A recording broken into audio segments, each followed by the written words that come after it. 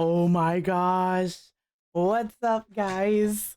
Sorry for missing out yesterday. It was kind of like a busy day yesterday and I had technical difficulties. But we're back again for more NG and we left off with the you're a meshy woman and we ended up seeing the bad end. So we ended up losing um freaking wannabe freaking Deathmark doll lady. I forgot her name already. Hazuki? Yeah. But we lost her in the freaking in the bad endings. So we are going to go back and play and get the good ending and we can push forward into the next chapter. So I did that on my own yesterday. Not yesterday, but last week. Like immediately, because I figured out how to freaking save and like load. So this is like the direct fight. So this should put us where we can fight her and then get the good ending and then we can push forward.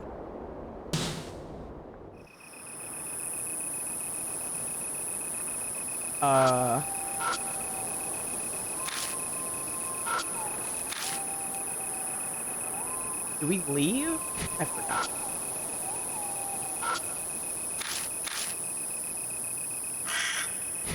I forgot. I think I forgot. Oh. I thought I forgot.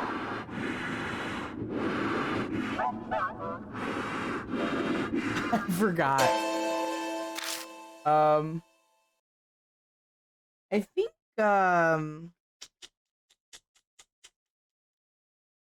let's see.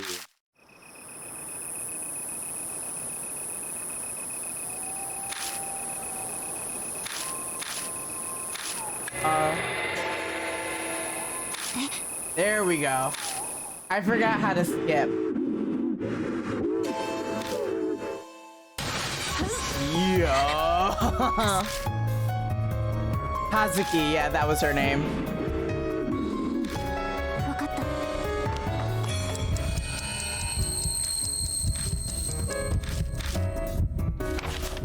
Yep. She looks so crazy. Scene 1. What was that? Was it the yoga book?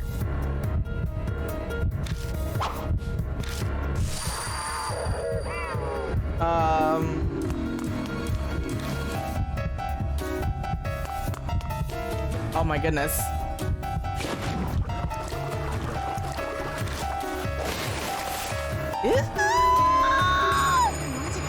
Woo! Oh my god.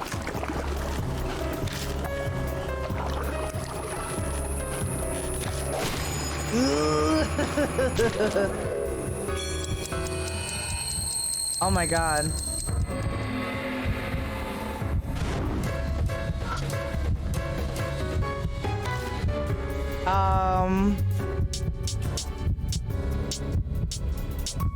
Where is it? Paper. There we go.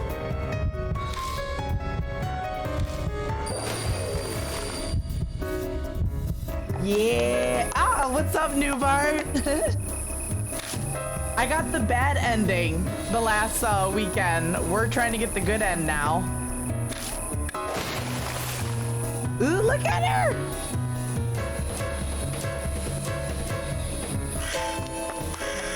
That is creepy. Dude, yeah. So we ended up getting the bad end last weekend and we ended up losing her. That was crazy.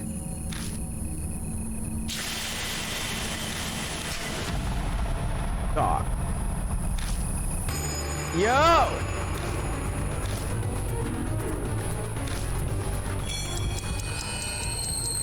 This is it! I did see the turtles. That was so crazy. She looks terrifying. There's something she knows.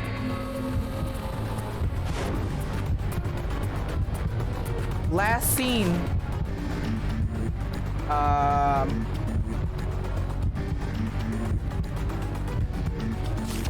There we go. Where's the certificate at?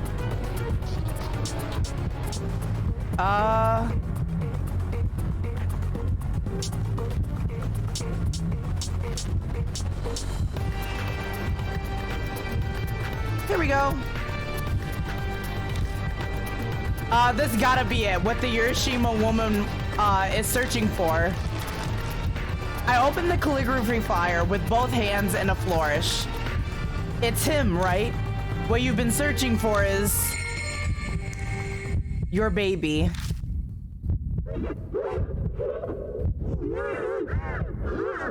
Oh. Hazuki dashes up and points to the name written on the paper. Here, listen. See here? The name. It says Tatsumi won silver in the calligraphy contest. Try to remember, isn't he your baby? If he is, then he's alive. Your child is still alive. Tatsumi. Tatsumi.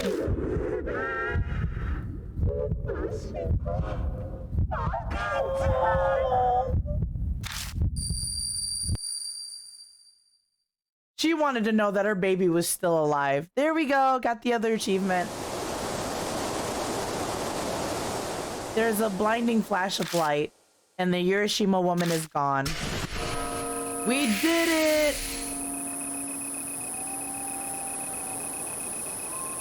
Yeah, hers was sad, but I do like the Hiroshima woman's story better. And mind you, it's only because the visuals that they give throughout this whole game now. So it's so graphic.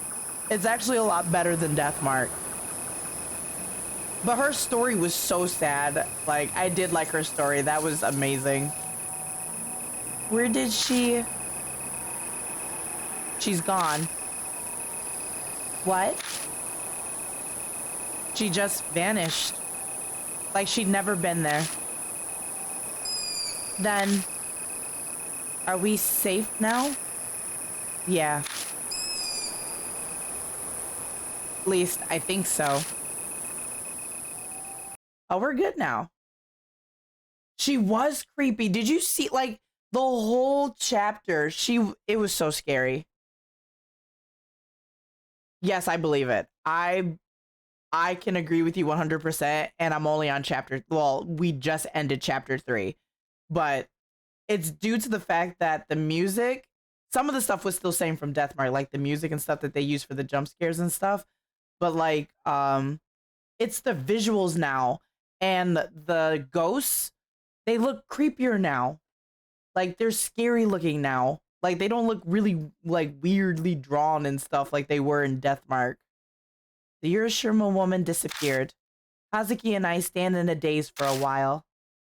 What's up, Red War? Hey, guess what? On chat, your name is in purple writing. What we just experienced was unbelievable. There's no way to bounce back from that. But why did the Hiroshima woman start chasing us out of nowhere?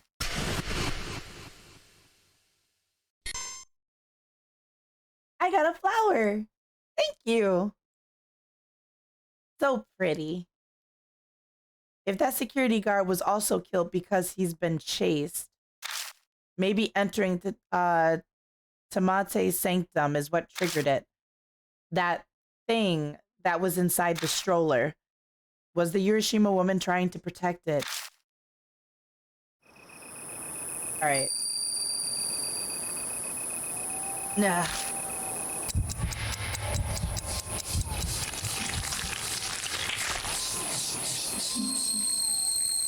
All better. The whispering voices are gone. I guess the curse is lifted. Is this what Kakuya meant by uncovering the Hiroshima woman's grudge? I can't believe it. Chased by a spirit. We even exorcised it. What an experience. That was amazing. Never again. He's like, I'm with you on that. Really. I'm ready for a second round myself. Of course, only if lives aren't on the line. Oh. That scared me. That's right. Where's Ami?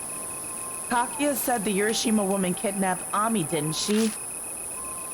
No, that's not it. Ami won't come back if you don't play with the Urashima woman. But we defeated her. But Ami is not back? It's like barnacles in a puddle of blood. What's that? Ooh. In the spot where the Urashima woman disappeared is a large pool of blood. In the blood are a bunch of rock. The Urashima woman hadn't been carrying any rock. Where did these come from? Oh, I thought they were barnacles, man. I forgot they literally said rocks. Blood. Would I see something if I used my power? Making my way closer to the pool of blood, I cautiously reach out and touch it. It's a rock. I got a Snickers. I got a I got a freaking Crunch Bar. I got a rock. The small body of a girl sits huddled into a tiny ball, her hands weakly grasping her knees. It's definitely Ami. There's no response to my call, of course. This is just a memory. Help. Mom, big brother, help me. What did I just see? It looked like Ami was trapped somewhere, but I have no idea where.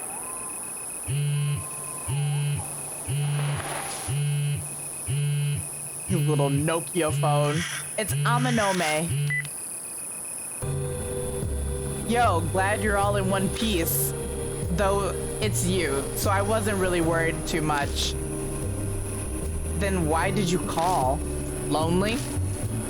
Ah, that's a good one coming from you. So, how's the Urashima woman thing going? Can't say I ever thought I'd be playing tag with the spirit, but somehow it all worked out. My curse is gone, and I know that Ami's still alive. Oh, that's great. Then let's all meet up at the Black Rabbit. You can tell me the details there. Sure. I'm going to head out now, ahead of you. Just don't lower your guard until it's over, Katsuki. I literally forgot his name was Bakugo. Was that Amanome? Yeah, he said we should meet up at the Black Rabbit.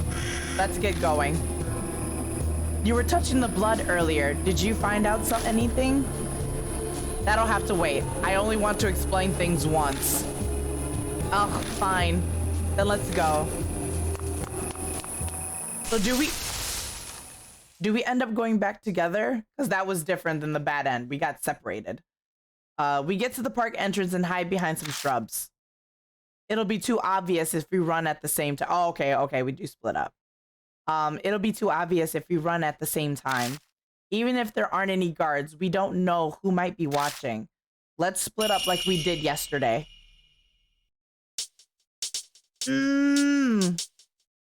Alright. So you agree then? Alright, we'll meet back at the Black Rabbit.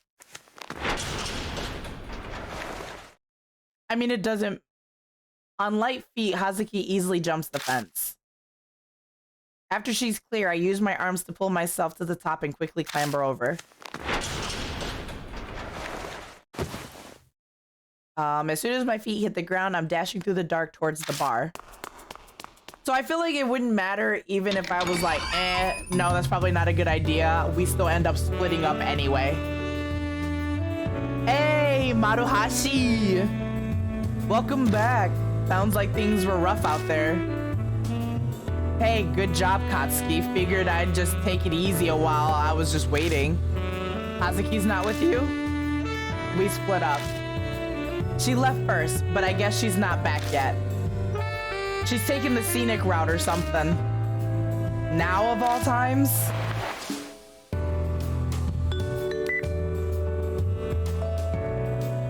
I dial Hazuki's number.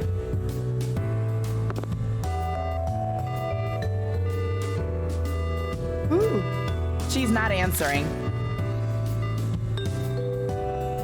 Whoa, wait, seriously?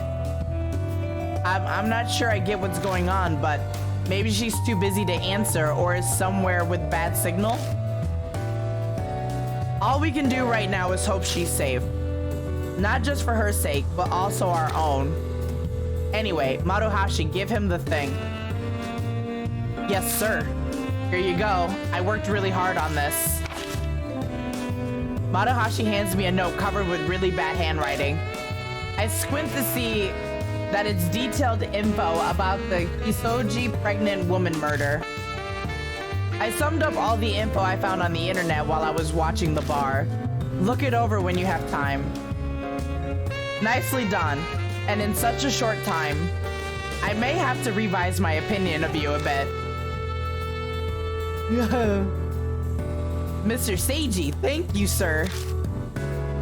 I, Mitsuru Maruhashi, will do anything to be of help to you, sir. Don't puff yourself up. I did say only a bit.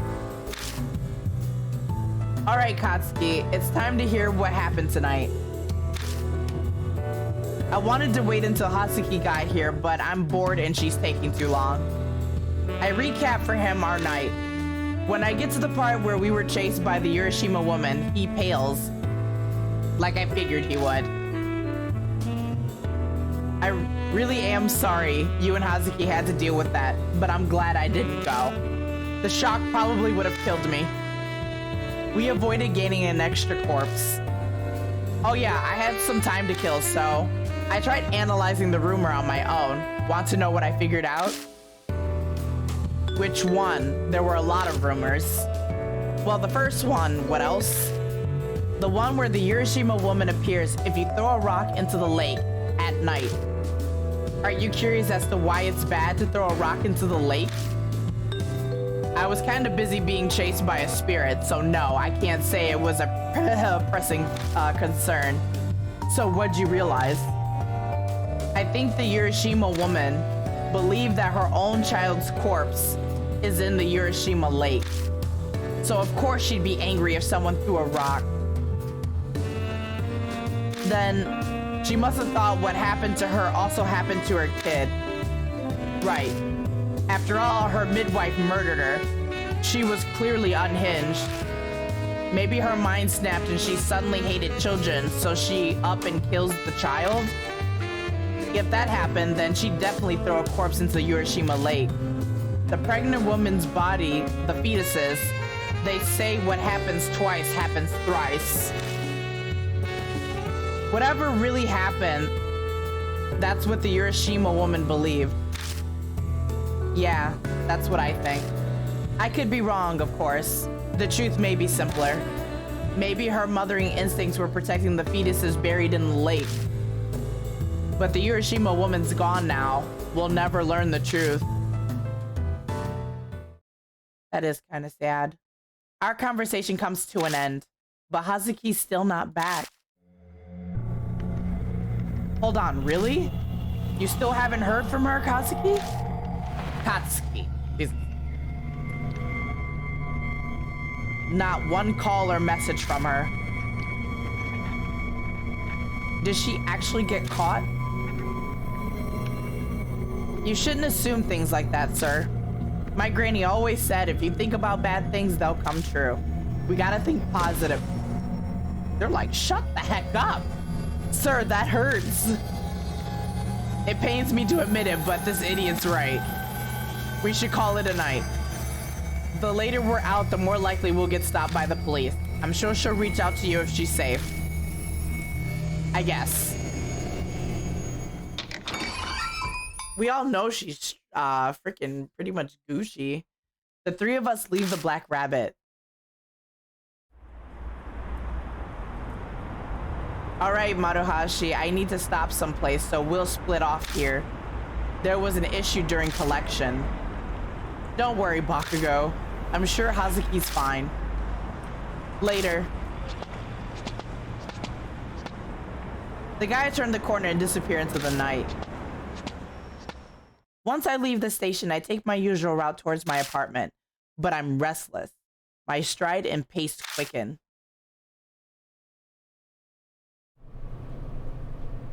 His bike.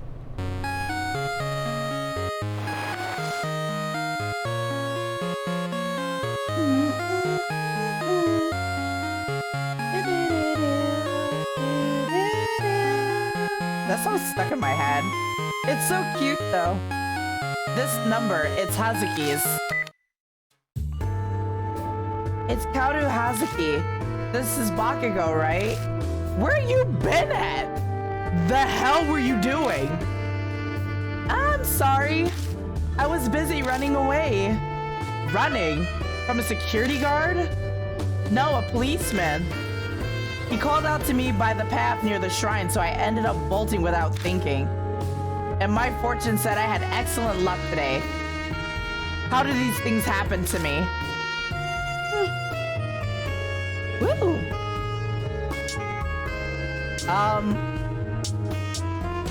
It's because of literally the way you dress. The way you dress makes you stand out. You need to stop it already. Never. My identity would crumble. So now that I've finally gotten away, I called you.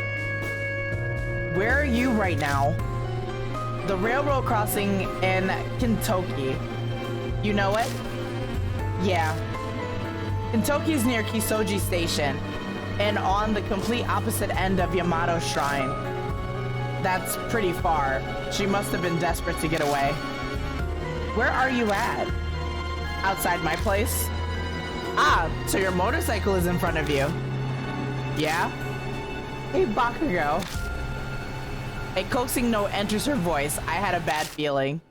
I'd love it if you came and picked me up.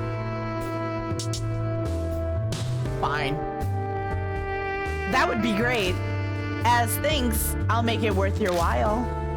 Worth my while? All right, I'll be waiting. Dude, she hangs up. Guess I'm firing up my bike and going to go pick up Hazuki.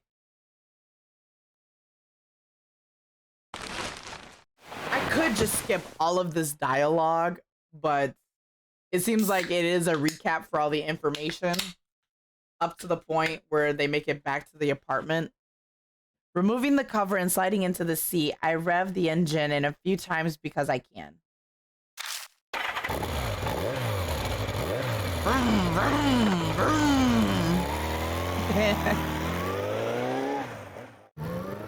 The machine rumbles to life. The vibrations familiar like an old friend. I go faster and faster, becoming one with the night breeze. This feeling, when all my worries and doubts disappear from my head, I welcome it back every time. Look at you, rebel boy. Rebel boy.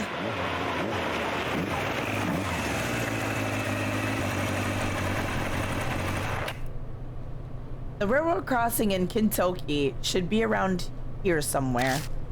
But where's Hazuki? Greetings, Bakugo. Ooh.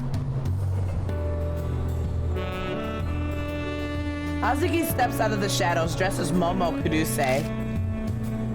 Many thanks for coming for me. Why are you dressed like that? Well, why else? As I said over the phone, is it to make this worth your while?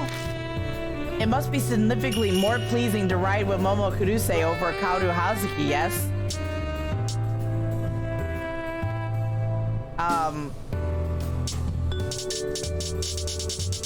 I don't really care. By your expression, you don't care. How very like you. Ah, that's right. Before we depart, tell me what it was about. What exactly is it? The vision you witnessed through the Urashima woman's blood. You had promised that you'd tell me later. All right, I did say that. I tell her about how I saw Ami trapped somewhere and all alone. I see. I'm very glad that Ami is all right. I don't know where the hell she might be though. It's possible. You might learn more from here on out. What do you mean? Kaguya seems to have a particular interest in you, Bakugo. I'm sure using Ami is how she'll ensure that she'll get to play with you again. Then she's a hostage. She's got balls. I'm positive that Kaguya will appear before you once again. And you'll have to go after another spirit like before. That is my premonition. Hazuki's just guessing. But when she says it so seriously dressed as Momokuruse, I'll admit, I'm almost convinced. It's like she's a mystical prophet or something, telling me her prophecy.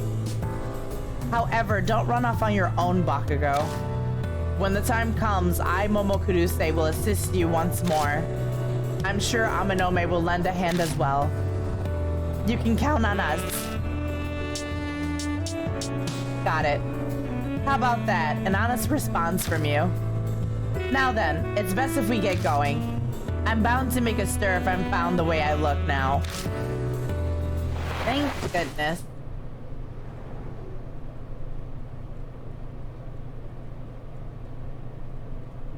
Delicious.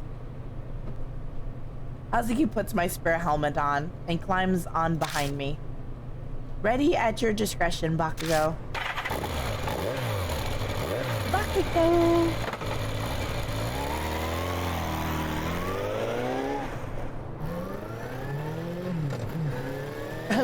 I slowly release the clutch and accelerate. She's fine with being dropped off at my place. I'd attract too much attention to go to hers. It's close anyway, so it won't take long to get there.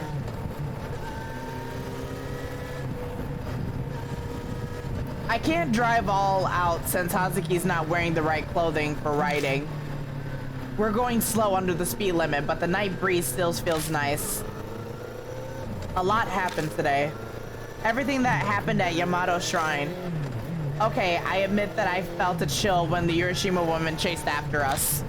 But I won in the end, and she disappeared. And I found out something. There are ways to defeat spirits. That should mean Kaguya has a weakness too. I need info on Kaguya. Maybe that Bond guy knows something. He and I need to talk. That is, if he's not buried by Amanome family yet. Hilarious. I can feel Hazuki's hands on my hips gripping me tightly. She could be nervous, but maybe I can reassure her by touching her knee. How should I touch it? How should I touch it?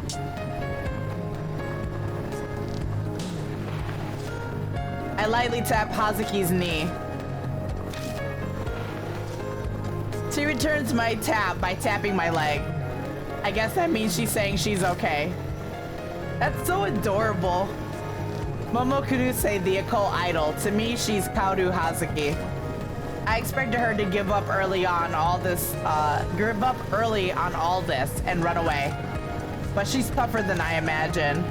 I know she's worried about Ami, but that's not the only thing that's driving her. She was serious when she said her life was on the line about ghosts and the occult. She's just as crazy as me and Amanome, an outlaw, bucking society. There's something wrong with her. Looks like she's gotten used to the motorcycle vibrations. She's humming. That's so cute. So very cute.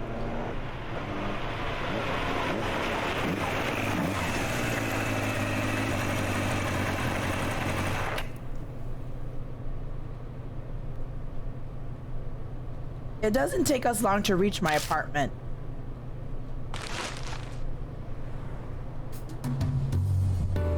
And here we are.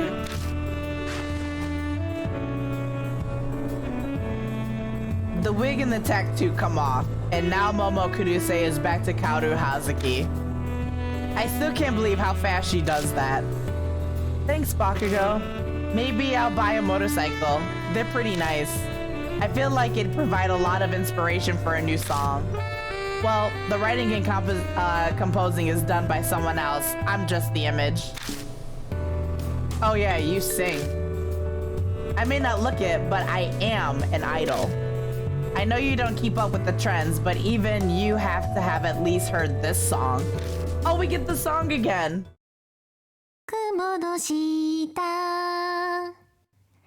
星を探しさまようよ素足のまま帰る道なくしたまま果てしない夜を越える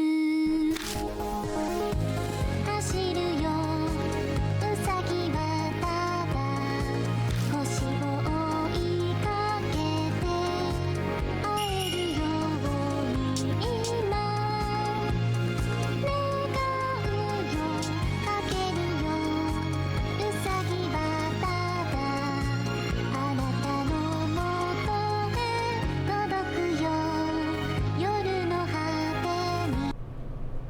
Hey, why'd it cut off like that? The singing cuts off. Hazuki looks troubled. What's wrong? It's weird, but I suddenly feel embarrassed.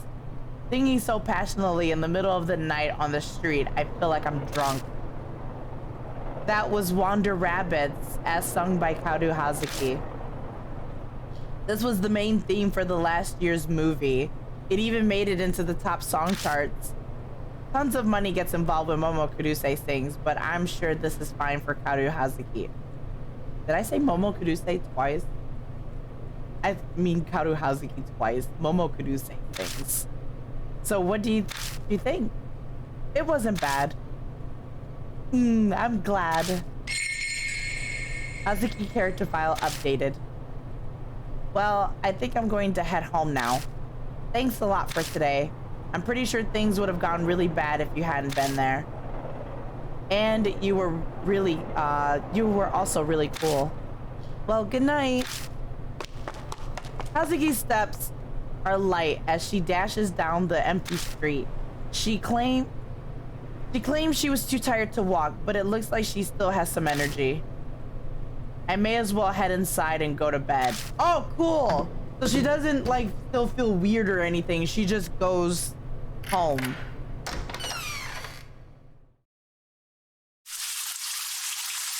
The first thing I do when I step inside is take a shower. All that sweat was getting rank. I finally have time to sit down and relax. Oh, right.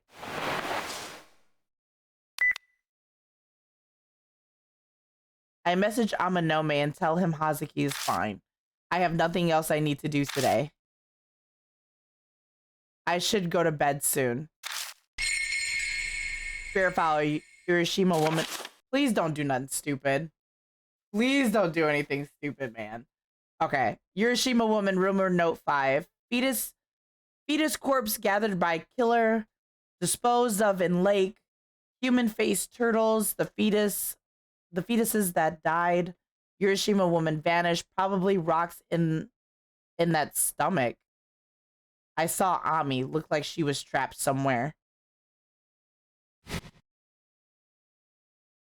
Yeah, I'm not playing with the pause menu, man. Nope. All right, cool. Summary: Kisoji murder incident and the Hiroshima woman. Culprit murdered victim Himiko Shimizu. Culprit murdered victim. To kidnap baby. Corpse was disposed of in lake, stuffed in suitcase full of rocks. Midwife arrested a few days later. It is the Urameshi woman, yes. Urameshi woman. Oh my god. I mean, Hiroshima woman. Look what you did, shirtless Dan. Hiroshima woman Himeko wanted to know if child was alive. Baby Tatsumi was safe after the incident. Oh, that was good. That was good.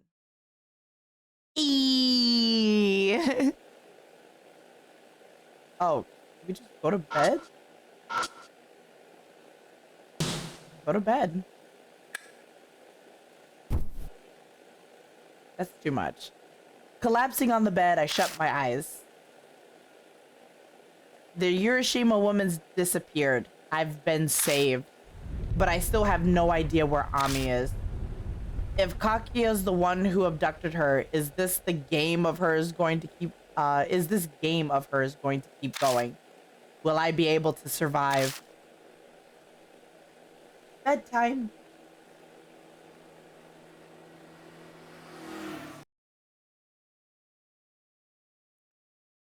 Yes. All right. So we are now caught up. We are now starting chapter 4.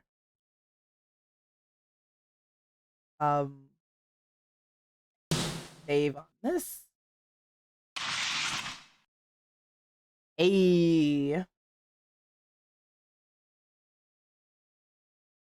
night's passed since what went down at Yamato Shrine.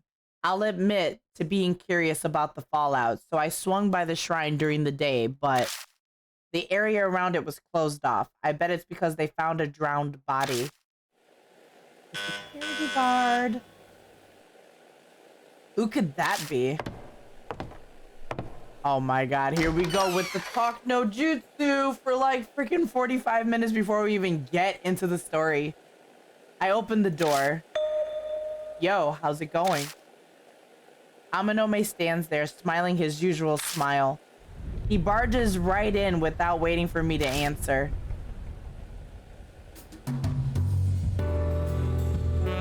Hey. I planned to stop by earlier, but things got busy, so I was held up. Did you have something you had to do? You're so careless. I had to clean up the mess from last night. Taking care of the mess? I made arrangements so the cops won't suspect us. After all, we make quite the ruckus. Plus the security guard is missing. Oh, that's right. They managed to find the guy safe and sound. He was actually safe? He can't seem to answer any questions though, even though when the cops pressed him for details. He must have been scared crapless, although it has nothing to do with me. What about Bond, the journalist? He's got the pictures, doesn't he? Isn't that bad? He'll keep his mouth shut. We're still in negotiations. Besides, there's nothing in it for him if he talks. Just a thanks and a pat on the back. So in that sense, we can trust him. I don't really like how he's got us by the scruff. Makes me uneasy. That's all I have to report. How about we call it a day? This all could have been done over the phone. No reason for you to come all the way here. I thought I stopped by while I was out on my walk. Oh, has Kakia made contact with you? No, not yet. Shirtless. Oh! See, I thought I read that totally different. I didn't see the R there. That's why I was like, yeah, we're gonna say crapless. Looks like the days with you wrapped around the little lady's finger will continue. Let me know if anything happens later. So that was cool though, because you came in like afterwards, but the bad end was we lost Hazuki, and the Hiroshima woman was PO'd because we gave her the birth certificate that lied and said that her baby was stillborn and her baby was dead, and that destroyed her. Destroyed her spirit, and it ended up killing Hazuki in the bathroom in our house. We just played through the good end, and to save the Hiroshima woman, we ended up getting that flyer that we found before we went into the park. and it had her son's name on the certificate, or the flyer rather. And really, the Hiroshima wanted to know. She was like, no, there's no way in like my freaking body, bone and spirit that my child is dead. There's something that I need to know, truly need to know. And to save her, we showed her the flyer that showed her that her son was alive this whole time. Like, he survived. And then that's all she wanted, and she disappeared happily. And everything was okay.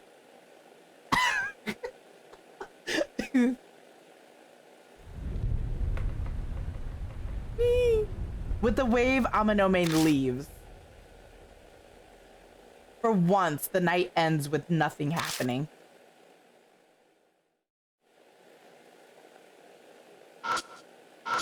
Go to bed?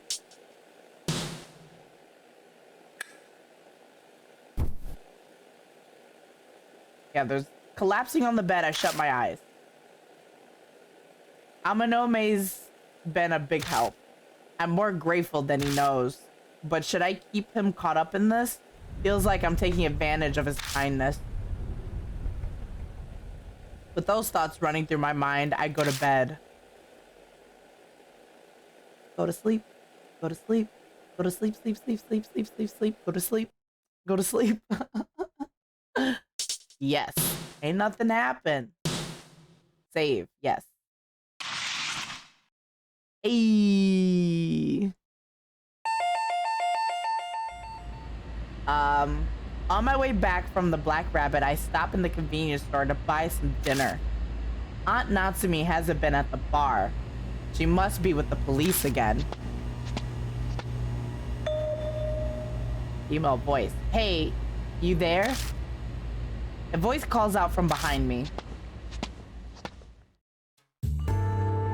Oh, snap. It belongs to a tall woman with sharp eyes. Going by her shoulders and forearms, she's definitely trained her body well. She'd stand a fair chance as a competitor in the underground match. Katsuki Bakugo, right? Could you come with me for a second? Here's my credentials. The woman pulls out a black bifold and flips it open. It says Police Department Inspector Reina Oe under a picture of her face. Looks like she's a detective. Thank you for your cooperation, Bakugo. I'd like to hear about what happened to Ami. I already told your co-workers everything. Ask them. Every time I have to talk to the cops, I end up belligerent. Probably the bad influence of hanging around a Yakuza's son. Of course, I've looked through all the records. I must say the details are rather strange. You say the kidnapper is a girl in a traditional dress, is that true? The officer who questioned me said the same thing. I don't expect you to believe me. Oh, come now. Don't say that. We don't have any leads yet, so any information you can give us is going to help. Ami's mother comes to the station every day.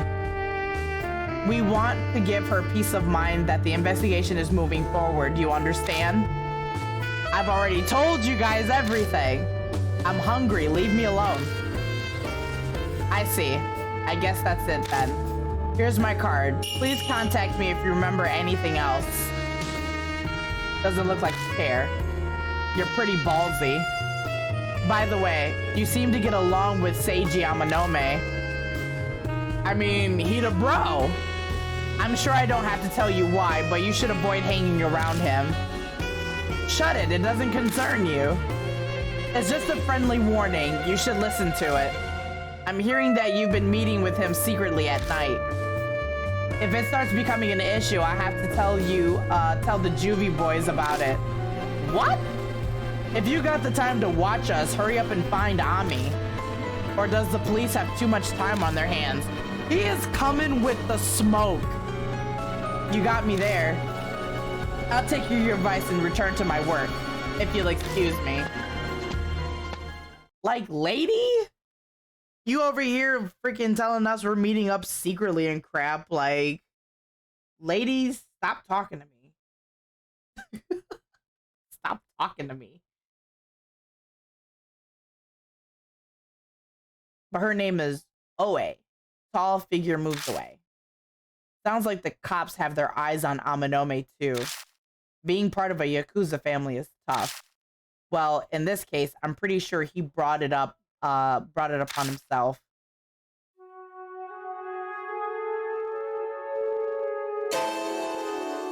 This is... Yeah, you run. I didn't even hesitate. I bolt outside, following the sound of the flute.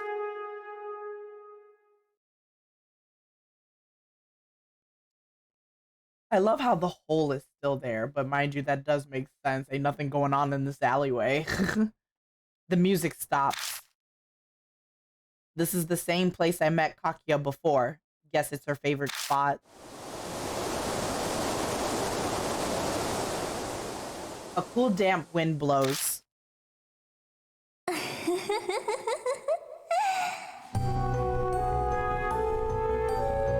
Yo. Good evening. The air in the underpass freezes at the same time Kakia appears.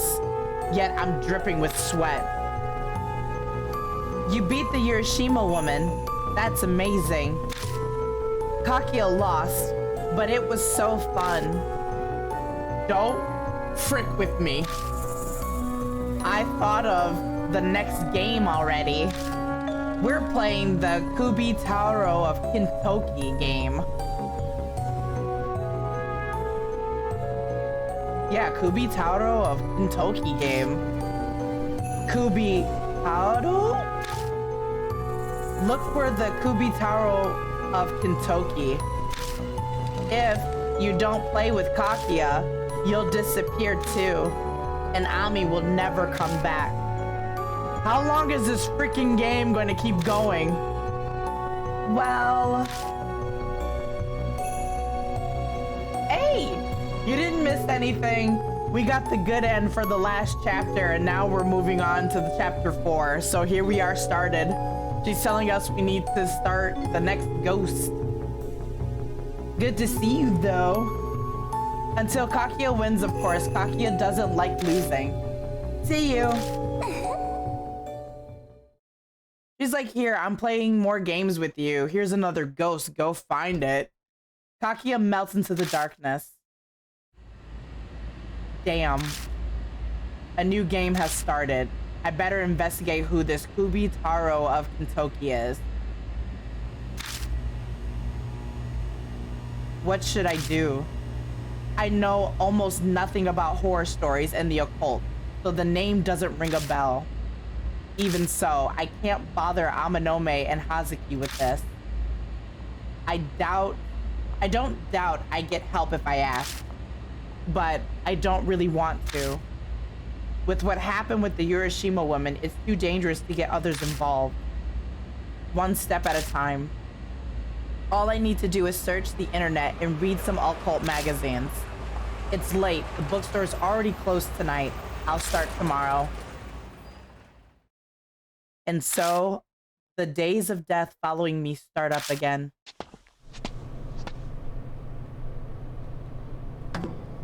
Dude, this is wild. I go home and scarf down a quick dinner. Might be wise to go to bed early so I'm ready tomorrow. Why can't you just go to bed yourself and then ask me to save? Like, it's not that hard. Collapsing on the bed, I shut my eyes. Kakia's finally shown herself. Kubi Taro of Kintoki. That's the next spirit I'm after. Starting tomorrow, the game is starting over. I swear I hate the dialogue so much. It is so much talking.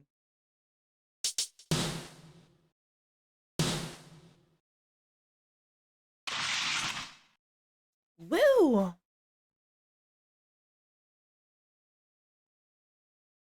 From morning to night, I checked every single bookstore and library in Kisoji, with no luck. Not a single scrap of info on Kubitaro of Kentucky. Crap, I can't find anything. When it got late, I switched to looking online, but came up just as empty. I can't believe I'm stuck already. I'm a dang idiot. Good morning. Hazuki, what are you doing here? This place has been on my walking route lately. I saw the light on, so I got curious. What are you looking up online? Ghost pictures? Or maybe something naughty? Don't make me punch. He's like, don't make me punch you. Oh! Yo, how's it going, buddy? Oh, did I interrupt something? You too, Aminome? Why? What else? I'm here for Miss Natsumi. I thought maybe I could finally see her today, but my luck's been horrible recently. As Aminome talks, he glances over at the laptop in front of me. Dang, I still have Kubitaro of Kentucky typed in the search bar. What's this Kubitaro? Oh, I know. That's the name of a spirit, right? Did you meet with Kakia? You might as well not even hide it. Keeping mum, I see. You forget I know you very well. You're thinking of being the cool guy who doesn't want to get other people involved or something. Ugh. I bet you're panicking because you can't find any information though, am I right? Doc, his freaking psychotic look. He's like, yeah, you're stupid, right? No fair, Bakugo. You're keeping spirit things from me. I want to know. Tell me. I don't think I can avoid it at this point. I give up. I share everything I heard from Kakia. Kubitaro of Kentucky, huh? That's one I don't know. Wait, back up. You, the mistress of all occult, don't know? Yeah, I've never heard the name before. Dang, it must be really obscure. And you don't... Wait, and you know I don't know. I'm not even sure I want to know for my own sanity. But if you say Kentucky, around here, it can only refer to one place. Kentucky is a suburb north of Kisoji Station. It's located on the other side of the railroad crossing where I picked up Hazuki a few days ago. He might know something. Hey, Maruhashi. Yes, sir. Dog, he's like... Hey, how are you all doing? Looking sharp as well. Sharp as always, Bakugo. Didn't know you were here. Mr. Seiji told me to wait outside. Man, this AC feels so good. I'm completely sweaty. Maruhashi, you grew up in Kentucky, didn't you? Have you ever heard the name Kubitaro of Kentucky? Maybe it's an urban legend or ghost story or something. Kubitaro of Kentucky? It could be that you know something? Maybe a little.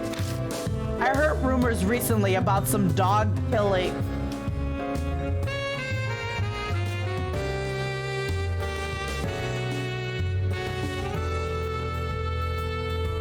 Dog killings that have been going on in Kentucky. I can already tell I'm not gonna like this chapter.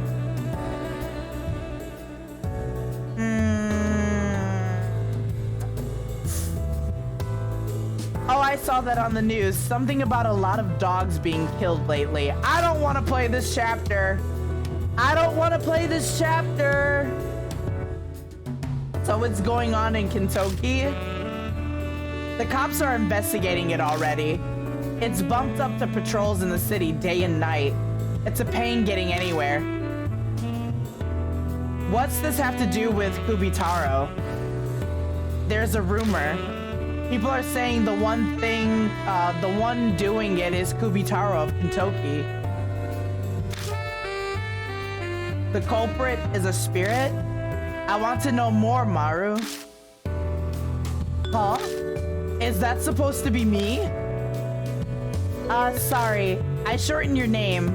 It sounds round and... So, are you, so? You don't like it?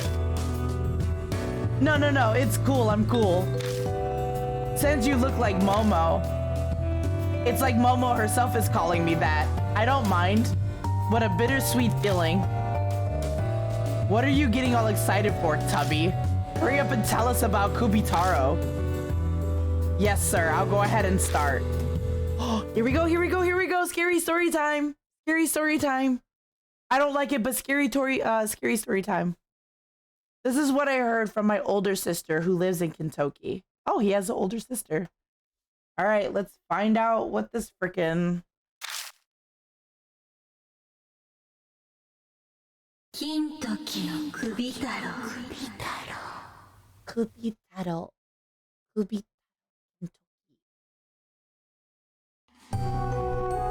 All right. Hi. Hey, have you heard about what's been happening in Kentucky? Oh yeah, the dog killings. Hey, I got an achievement. I heard this from other people, but one day, late at night, the neighborhood association's chairman took his dog for a walk. He usually does them before sunset, but he was so busy that that day that they went out at night. He passes a transmission tower on his walk that people call Kentucky Tower. In front of it sits an old mini shrine.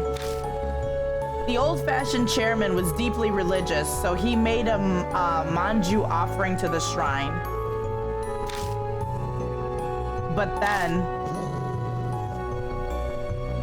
his dog suddenly started growling.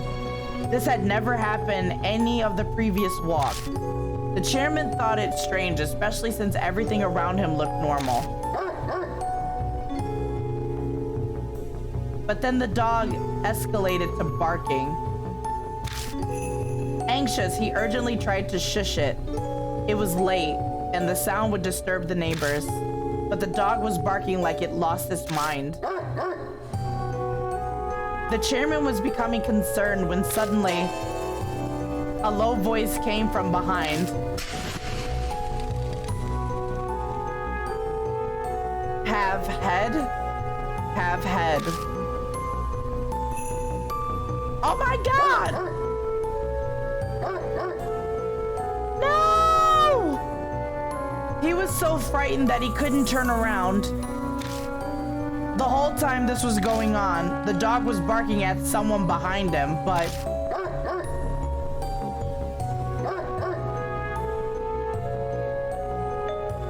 Suddenly, the barking stopped. Jolted back to his senses, the chairman spun toward his dog. Only to see the animal collapse in a pool of bright red blood. And they say the dog was missing its head. In an instant. Can't watch, I need some water. I don't want to play this. The chairman escaped safe and sound, but rumors say the other owners have been killed trying to protect their pets. Yeah, I would have to die. I would have to die. And their heads were cut off. It's possible that it's the ghost of Kubitaro of Kentucky, a murderer who killed in Kentucky a long time ago. He's a murderer who killed in Kentucky.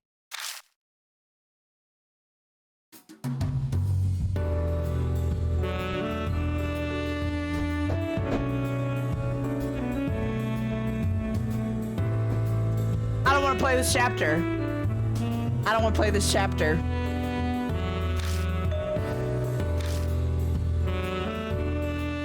Man, these dumb people, immediately turning to the supernatural to explain any weird thing that happens. It could just be some nutcase. Amanome bounces back to his frozen state surprisingly quickly. Seems his experience with the Hiroshima woman mellowed him a bit towards ghosts and horror. This guy, Kubitaro of Kentucky, he was a big guy who lived in Kentucky way before I was born. My granny would tell me he was a really cruel man. He'd cut off the heads of animals, dogs and cows and the like, and collect them. Wow, that's awful. I wonder why. Maybe he was performing a black magic ritual? I don't know that much. Hey, Maruhashi. That rumor earlier, you said Kubitaro was a murderer, yeah? Does that mean he was also collecting human heads? Yeah, sounds like. That's what all my friends and family back in Kentucky say. Well, actually, my granny didn't bring up the part where he was a murderer that much. She'd always just talk about the animal heads. Looks like the rumor has discrepancies. Rumors and are unreliable after all. It's common for there to be slight differences in the telling. It might be wise to take this one with a grain of salt, Katsuki. I gotta follow up on it though. It's just like the Hiroshima woman. Right, there are no other leads. Hey Maru, you don't have anything else on Kubitaro? Well...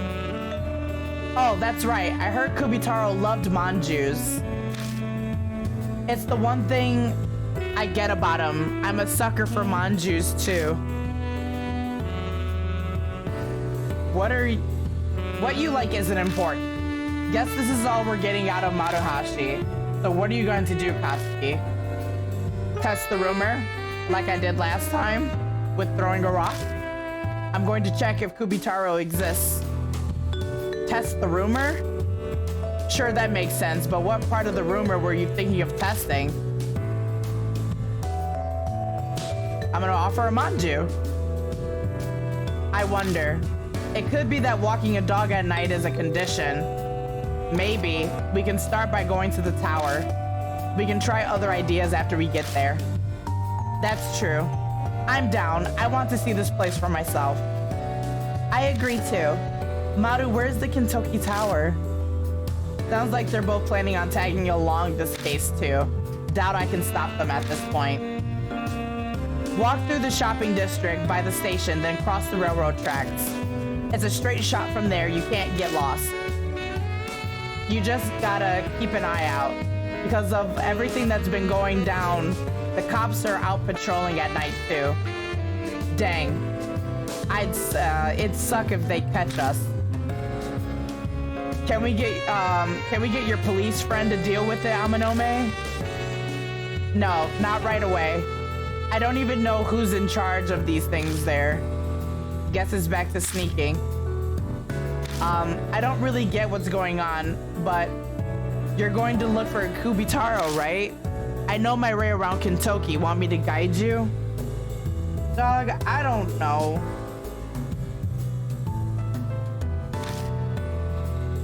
No, we don't need you. A thug face like you walking around with us, the police wouldn't hesitate to question us. But you're gonna face off again against a crazy psycho who tears off dogs' heads. It's too dangerous. I can't stay behind while you're putting yourself in danger, sir. You have that little faith in me? Yeah, you could say that. A rookie like you can't even collect properly. Shouldn't talk so big.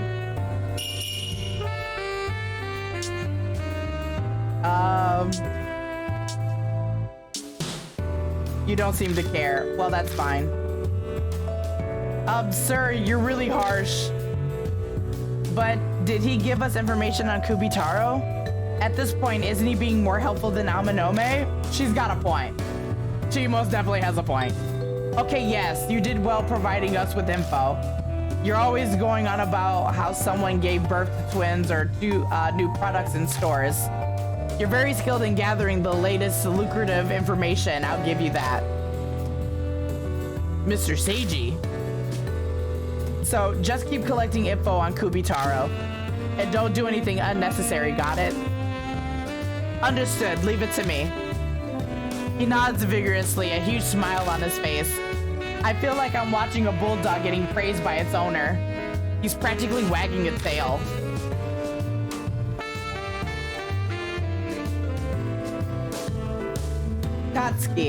Kazuki, sorry to keep you waiting. We should get going. Alright. We part from Maruhashi outside the bar and make our way towards Kisoji Station. Jesus. Spirit File Kubitaro. I'm telling you right now, I am so scared of this pause menu. Like, my heart sinks to my freaking stomach. Kubitaro, rumor notes. Kakia's game, Kubitaro of Kintoki. This a new spirit. Cop came by, Reina Oe. Dog killed in Kintoki, did Kubitaro do it? Offer Manju, mini shrine. Kintoki Tower at night, dogs bark. He asks, do you have a head? Turns around, dog's head's gone. Info not reliable. He also likes manjus. I like how it's just boom, boom, boom, boom, boom. It doesn't make sense. Well, we're here in front of the station, but I'm already seeing some pesky flies. He quirks his lips up in a small smile, and his eyes flick over to the police station. There are 2 officers visible inside. Come on, stop that. Everyone knows police and dogs bite if you make eye contact with them. That station there is actually in charge of canvassing all of Kintoki. If anything happens, they're the first responders. We should keep an eye on them. He's got a point. A lookout here would be good. Back up if things go south. Kintoki is through the shopping district and across the railroad crossing from here, right? We stopped near the crossing earlier, though I can't say I know much about Kintoki. Pretty sure the only thing it's famous for is Kintoki Manju. Wait, seriously? Aren't they disgusting? Word is shopping district committee is really pushing sales. Anything to be famous. I'll buy you some sometime, Katsuki. That's okay. Amanome or Hazuki, who do I take with me on the investigation? You had your turn. We'll take Amanome. Right, let's go. Be careful. Oh, so they low-key... Okay, wait, stop. So anytime we are here, like, detective mode, like, kind of chilled out, this is how we save this whole time. So, save, boom. We don't ever have to go through this ever again. Right. There we go. Wait. Are you serious? It's a small shrine. It's got a Jizo standing in it. Something's wrapped in front of the Jizo. The label says it's Kintoki Manju. These Manjus taste horrendous, but man, if they don't have an amazing selection of flavors. I put back the Manju. What? You're not going to take it with you? I won't stoop to stealing offerings. Like, yeah, dude. Let's see. A soft drink vending machine. Nothing looks to be sold out. Wonder if they ever need to restock. A poster advertising a sale in the shopping district. The words on the poster urge people to come. In celebration of the 16th night, the shopping district holding an annual Izuyoi sale. A big sale, huh? Guess they call the 16th night Izayoi. Alright, this is like the scariest part of the game. Like, it's so creepy. The back of the pillar is covered in lame graffiti. Alright. Looks like there's nothing to do.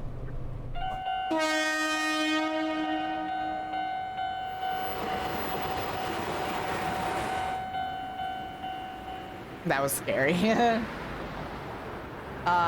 crossing's open, finally. Ooh, doggies.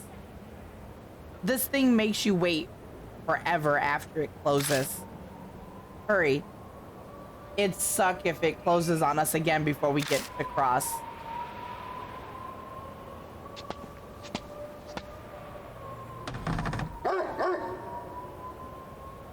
Something's crying from over by the fence. Do they have a dog over there?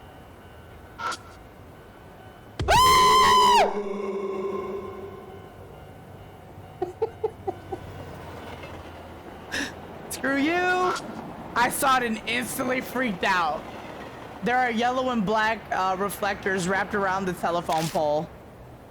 A closer look reveals marks that kind of look like scratches. It's eerily quiet. I wonder if it's because of the rumors the past few days. It's a shared garbage area for apartments. There's no bloodstains anywhere. Woo! Oh my. I opened the lid and dig through the trash, but there isn't anything particularly interesting. Good God. So, we've been walking a while now. Is it me, or is security a lot more lax than expected? Well, it works for us, though you have to wonder if they can really keep the pace, to keep the peace like this. Says the guy who disrupts the peace. Huh?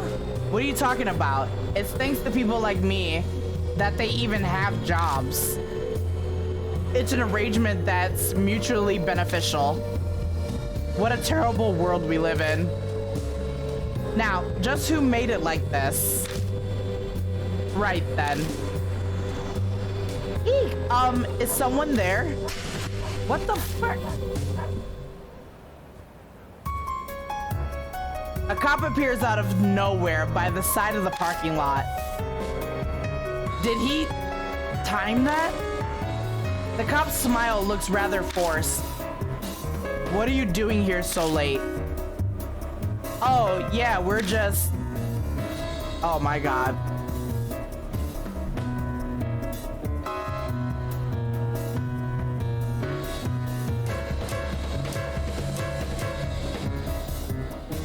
Okay. There's been a rash of dangerous, disturbing cases lately. You shouldn't wander about. I've seen the recent crime scene myself. It was gruesome. Mind if I ask a few things? And I'd like to see some form of ID just as a precaution. Not good. My record's not exactly clean. I've been busted once before for a fight. It'll probably be a problem if he finds out my name. Gonna have to dodge his questions somehow. A lot of people are reporting crazy supernatural things to the station for some reason. Seriously, the police aren't shamans. We don't deal with ghosts and the like. Hey, you are here.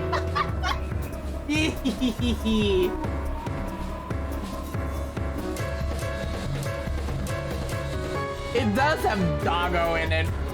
That's crazy. Oh my goodness. Hello, Lem. Did you catch that? I don't know if you even caught that. I thought I was by myself in that whole ordeal. Weird, the cop's being really talkative. Maybe he doesn't like this sort of thing. All right. My goodness.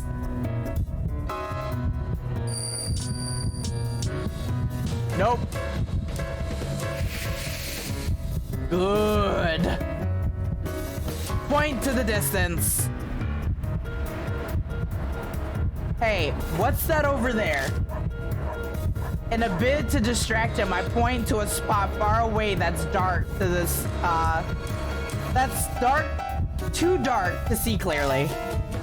You mean the intersection? I'm not seeing anything there. No, further back, by the pole, at the intersection, past that. Hey, come on now, you can't see that far. You shouldn't make things up. This guy doesn't look it, but he's a pro athlete. His eyesight is incredible. So I doubt he's seen something. What was it then? You're not going to say you saw a ghost, are you? No way. There's no such thing as ghosts. Well, care to tell us what you saw? It's a doggie. It was a doggie.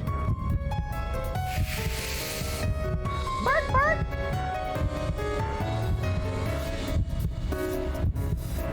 It was a weird dog. A weird dog. Weird how? Can't say for sure as the thing ran off, but it didn't have one. Didn't have what? He gulps loudly. A head! You mean... Are you sure the incident isn't getting to you? That's probably it, yeah. It's not possible. I'm sure you saw a regular dog. There's no freaking way there's a headless dog running around. Sounds like he's trying to convince himself. His face has paled. I think so too, but... So, it's only a dog. You're just mistaken. There's no other explanation. Oh, how about we move to the station? I mean, we can't relax here, can we? There's a chance the strange dog you saw might come out again. He's pretending to be fine, but that trembling voice and pale face are a dead giveaway. Maybe if I put the scare in him some more, he won't stay focused enough to question us. But if I go too far, it might snowball into a big deal. Oh my god. Just keep staring. You just stare behind the cop.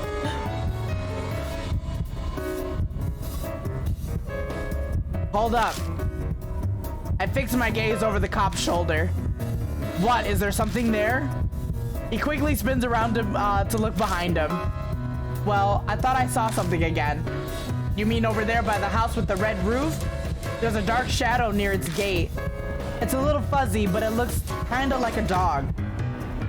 The gate's hiding it, so I can't see what the head looked like. Enough, all right? You guys are good to go. Hurry home, okay? Don't take any detours. With his voice shaking almost as much as he as the cop leaves us at a fast clip.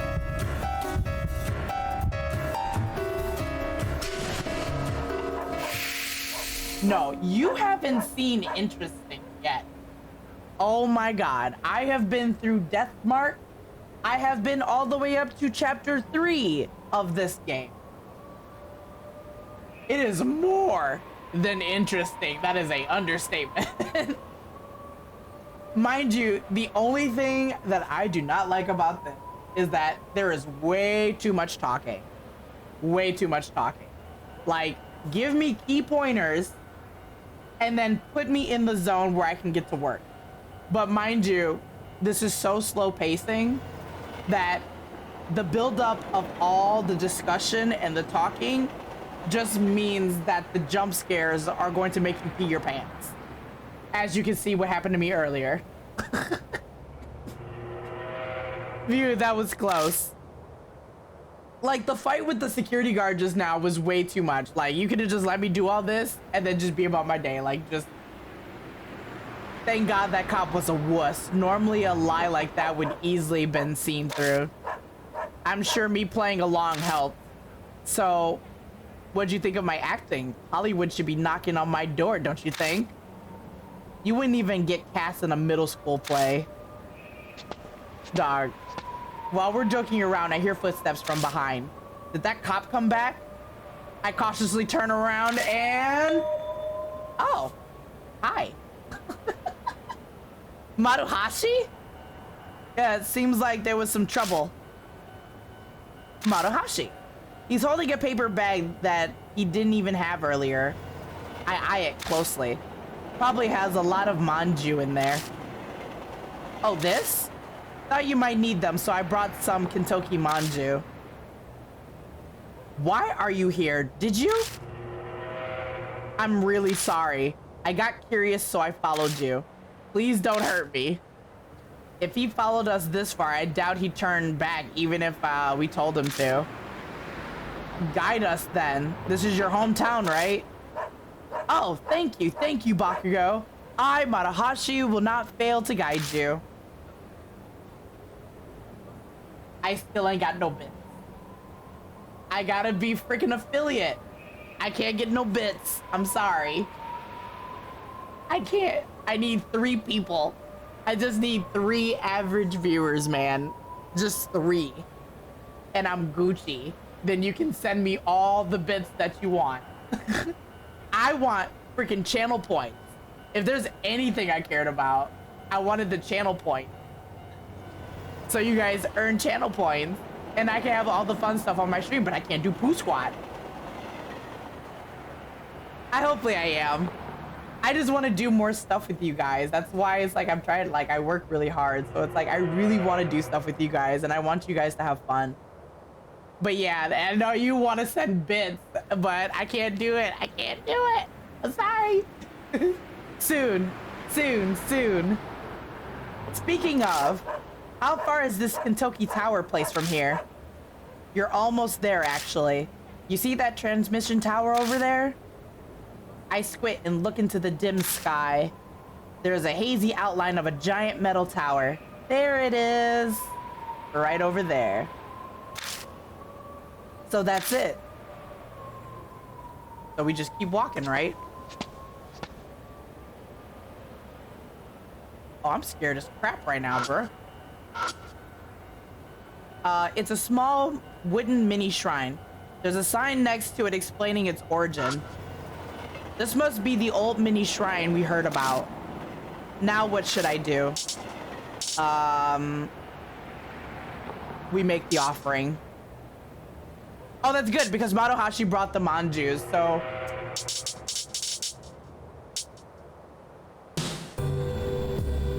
I would too! I actually would too. So grateful too on top of that. There's a small plate for placing offerings in front of the mini shrine.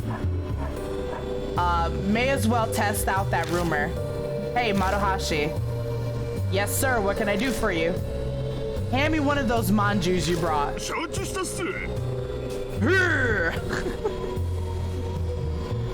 Sure thing, here you go. I'm so scared. He pulls the Kentucky manju from his paper bag and hands it to me. Once I've got it, I go to the place and go and put it on the offering plate. What is this? When I look closer at the plate, there are weird things scattered around it. That better not be something gross. What is it, Katsuki?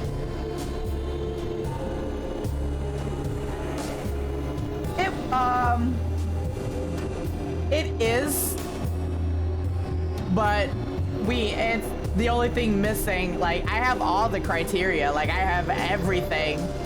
It's just, I just need more viewers. That's it. Everything else is pretty much Gucci. I stick my nose close, but it doesn't smell like much of anything. Takes a bit of staring, but I finally realize what it used to be. It's a manju. The mess there is unrecognizable, remains of what had been a manju. The red bean paste inside the squirted out in an uncanny resembling of intestines. Dang, that's surprising. It's just a manju. The manju got back at you for talking crap about it. Some kind of soul must have offered a manju before we did. Crows or rats probably got at it. It's always that. It's low-key. It's always that, though. That's the time-consuming part.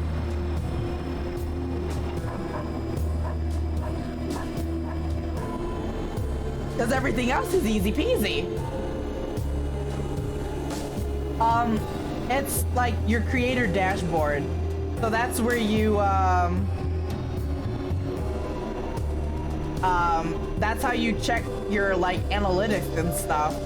And you can see your, like, achievements. So when you go and you check it, it'll tell you, like, your creative community, affiliate, partner, all that type of stuff. And it'll show you the requirements to get that. So for me, for the affiliate, I'm missing just three average viewers. Everything else is skyrocket. I stream on the weekends.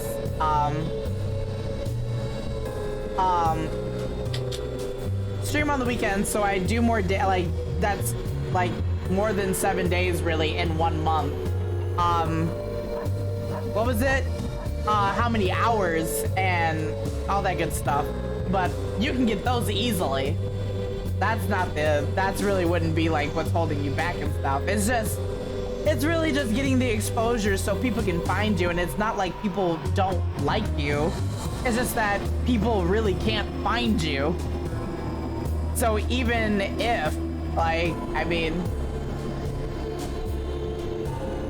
yeah, he said it better. He said it, Shirtless Dan said it better. You know what you can do, right? You haven't been here like quite long, but I have a thing called wolf medals. So every 5 minutes you earn some, and you can redeem gifts and you can use those. Until then, those things literally eat anything. Probably. All right, let's get to it. Focus. I placed the manji on the small plate.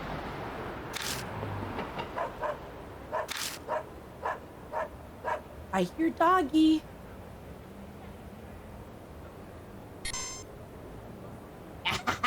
Mikey 3000 roundhouse. We can freaking beat the freaking heck out of the freaking ghost, that's for sure. All right. Doesn't look like Kubitaro's coming. We all glance around, but nothing looks different. Well, obviously, rumors are just that. I got a flower. Thank you. Isn't that sweet? Maybe it was the walking the dog part. No, we don't know yet. It was the same with the Hiroshima woman. Nothing happened right after I threw the rock, but she actually...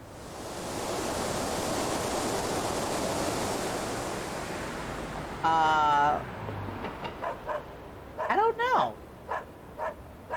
I haven't really gotten good at that, so I'm not sure what the actual command is to check how many points you have. Actually, yes, I can. It'll get quiet for just a second. But I can. Let's see.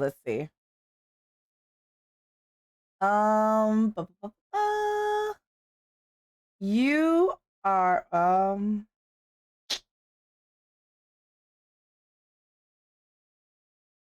is it really? Like for Lem? I mean, like, it seems like it would be okay. Like, it'd make it easier for you. A summery lukewarm breeze blows between the transmission tower and the nearby homes. Woo! Oh. Jesus. I swear did I just feel a gaze on me? Or was I imagining it? Something the matter, Bakugo? Your face kind of froze there. No, it's nothing.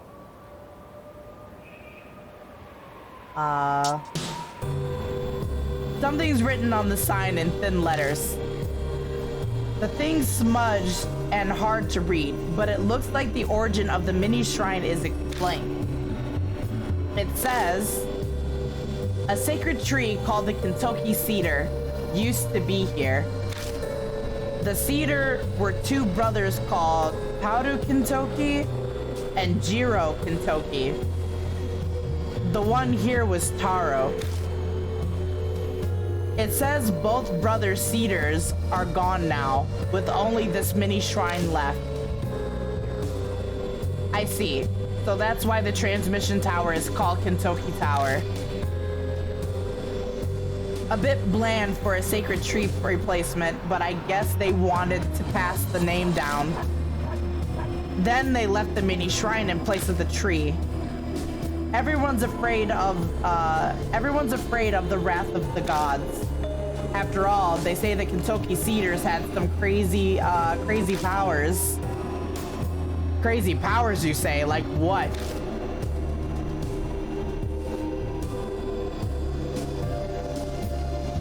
Oh yeah, take your time, Lem. Is it a legend of a man accomplishing a great deed or some illness being cured? My granny says apparently the two sacred trees gave divine protection from the lightning.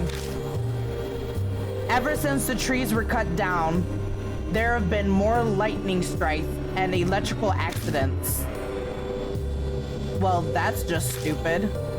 If lightning strikes stopped because of tree powers, then we wouldn't have needed Ben Franklin. He's got a point. He's got a point. What's he got to do with this? Well, maybe someday you'll realize it's not important right now. So, Maruhashi, are there any other odd legends? I don't know anymore.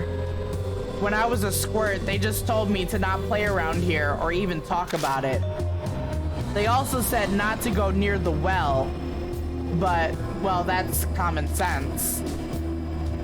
The well, huh? The well is probably dry, but someone's still maintaining it. Yeah. X to the no.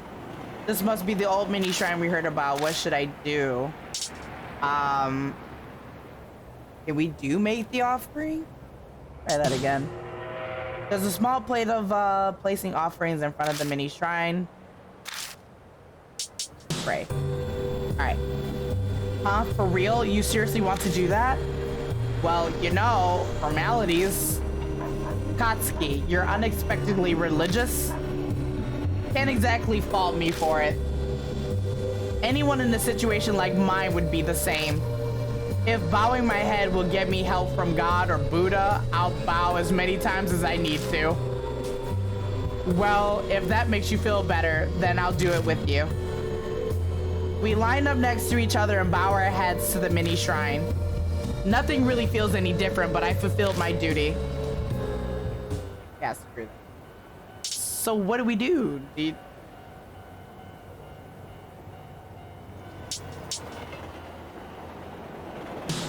Pretty much. Oh, cancel.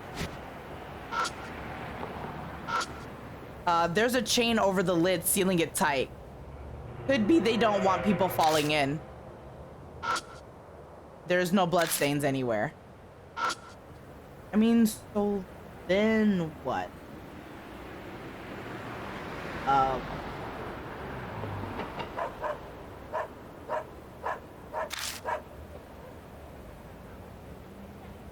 An old well that's closed with a concrete lid. This must be an old shrine. I mean, I examined the shrine already.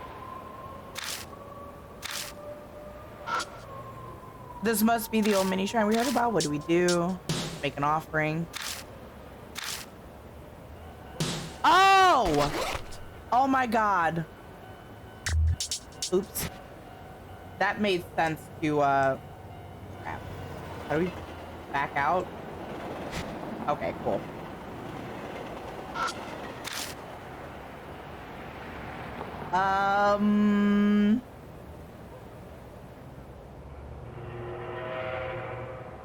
my thing is, I don't know anymore. I don't know what else to do.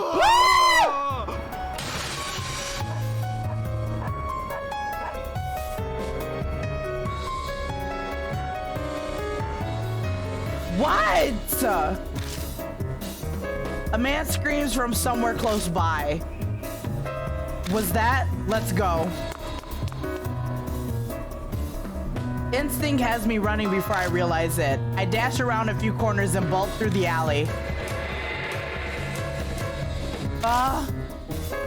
The cop can only let out a strangled sounds.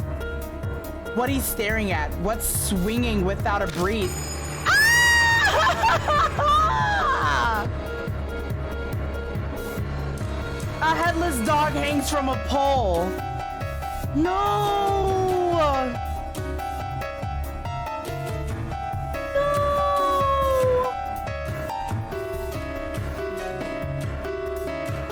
I don't like it. My head's blocking the way, but he has no head. Oh my god.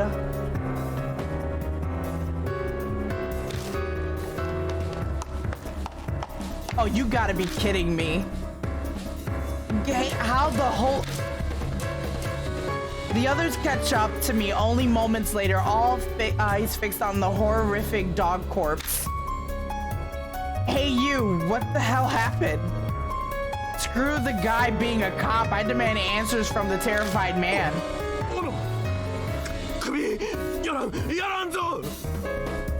Axe, head, can't have mine. Head? Hey, did you see Kabitoru? An axe, large man, took the head, went to the transmission tower. He screams loudly. It's like he's remembering exactly what he witnessed of Kubitaro. No doubt everyone living around here just heard that. Dang, Katsuki. They'll call the police. Let's get out of here. A quick nod and I take off into a sprint towards the transmission tower.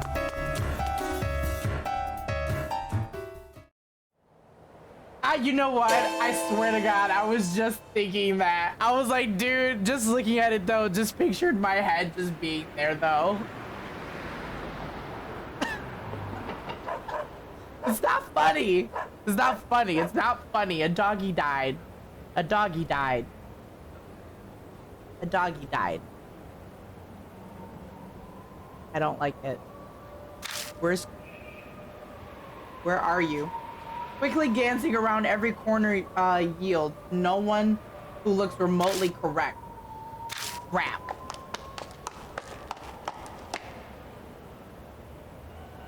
It is Wolfie and Final Fantasy themed. So both. It takes a while, but Amanome and Maruhashi eventually catch up. I have a soft spot for animals. A real soft spot for animals, so that makes me really sad when animals get hurt or they die. It's brutal. I don't like it. In purple. Your name is purple. Everyone else has a red name, but you're purple. It's funny. It's funny. Purple gang. Purple gang. You run too fast. Did you find Kubitaro? No, no sign of him. That's so... I have to say, I'm kind of glad he's not here. Kubitaro, he's more insane than I ever imagined. That dog, the head. Don't remind me. Running full speed already got me feeling sick.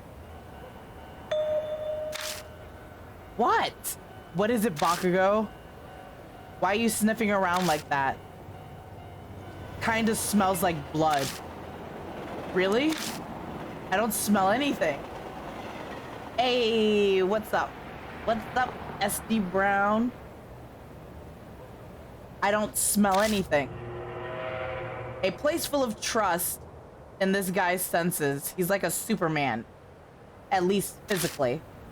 We've checked that place earlier, but there's no harm in looking one more time. Things are gonna start moving fast soon after because of that dog thing. We don't have time, so hurry. Wait, we can save. We can save. Sweet! We know how to do this now. So I don't have to make it all the way through to the end and then save. Well, on a new save and then have to do the whole story again to get the good end. All right.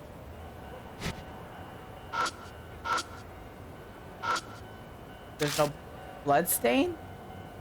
Wait, so...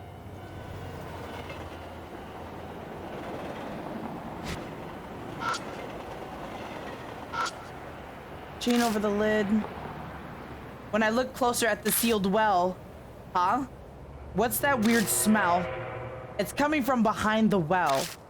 I slide my fingers over behind the well to examine it when I suddenly feel a slimy sensation.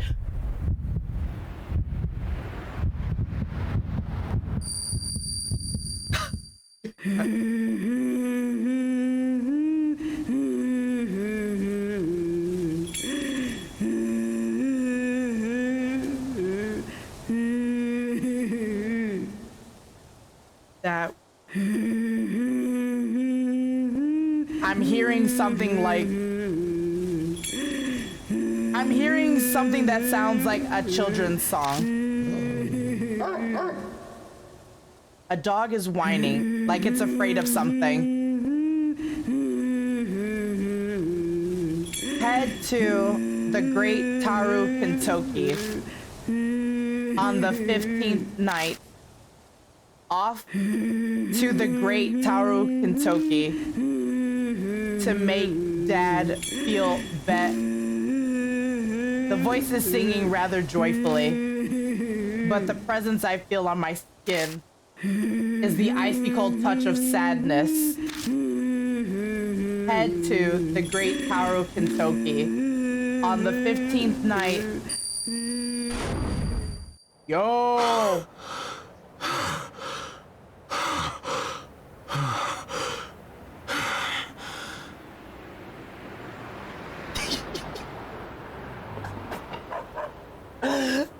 I have deep breaths over and over. My heart won't stop pounding.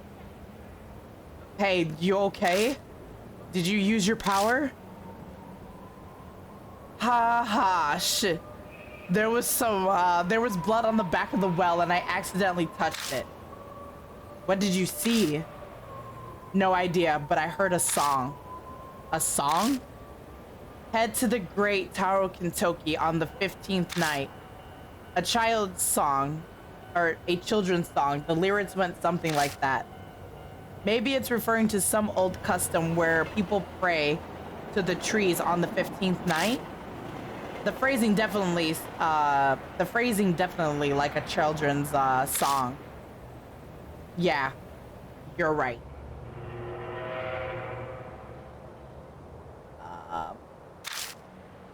But strangely, I don't feel entirely convinced that it's just a children's song. The emotion I picked up from touching the blood was cold and sad. That wasn't the only thing I heard. There was a dog growling. This blood must be from the dog that was killed. Oh, so you heard the memories, you saw the memories from the dog. So the dog was listening to the person sing. And he was listening. That means there's a dog head inside this well. I don't want to look. I'm of half a mind to open it and check, but I doubt we have the time for that right now. That incident earlier, the cops will be here soon. If the cops find us, they'll want to question us, and it'll become a big mess.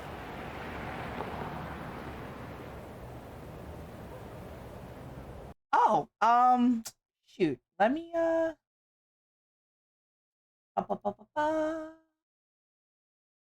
I could do that for you. Can I? I think I can.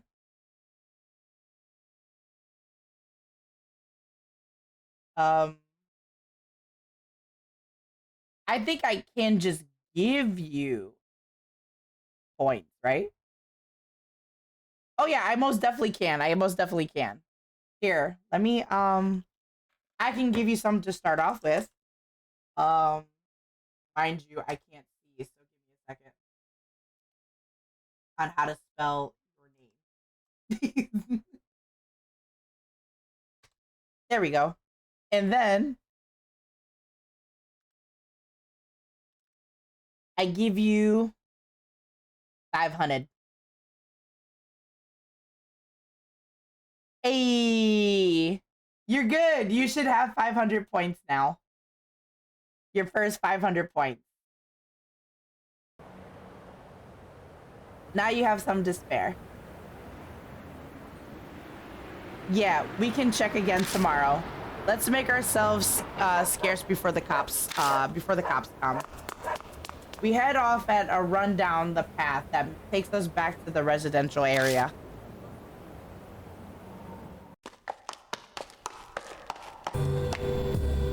Welcome back. You look pale. What happened? I recap everything for her.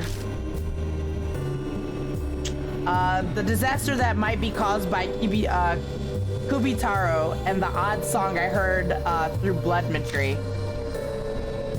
As she listens, her concerns melt into curiosity.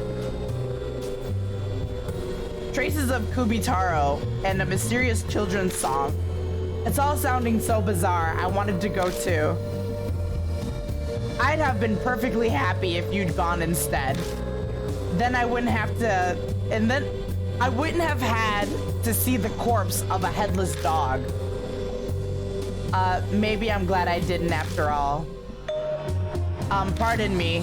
It seems things are going on down at the station. I glance over at the police station. A bunch of people been passing through the doors. Someone must have heard the scream and called the cops. The town's got to be crawling with cops. We can't investigate with things like this. Guess we'll have to call it for today. Okay. Okay. Let's meet tomorrow at the usual time and place. Now, if you excuse me, I have plans. Ah, sir, wait for me. Oh, that's right, Bakugo. You can have these. Maruhashi shoves a paper bag full of Kentucky manju at me. What the? Okay, I'm off.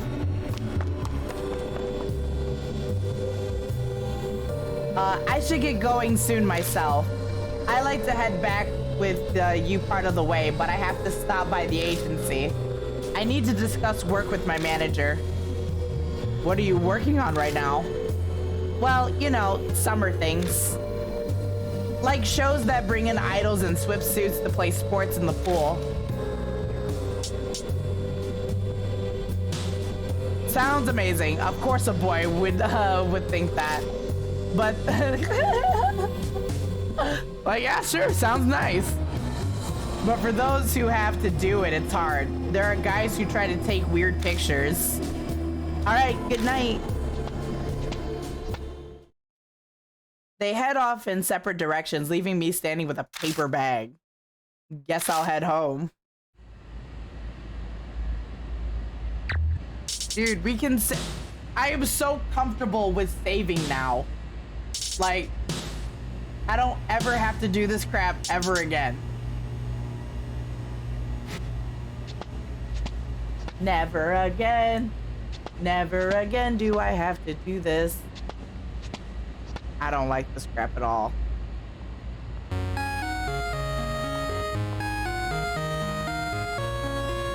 Da, da, da, da, da, da, da. Do, do, do, do, do, do, do. Dude, my voice sucks. Oh, no number? Someone's pranking me.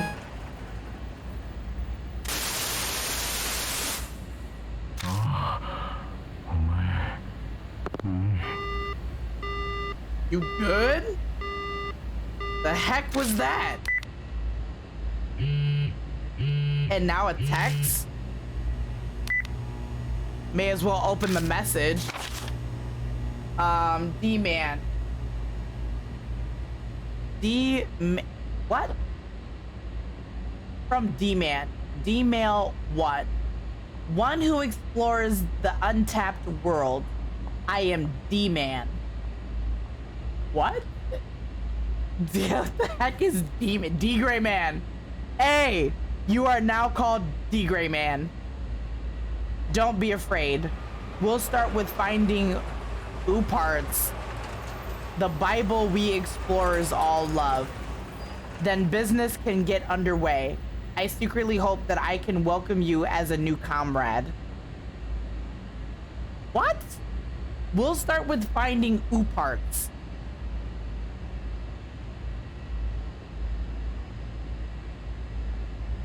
The Bible we explorers all love. Then business can get underway. What does that even mean? Called you mid-star? Like, that was weird. That was weird. He's like, ooh, you good? The heck is that? The heck? D-man? This whole thing's too elaborate for a prank. I think Parts was the name of some kind of weird magazine about UFOs or something. Might find it in a convenience store. The text from D-Man may show up sometimes. Use the hints in them to examine your surroundings.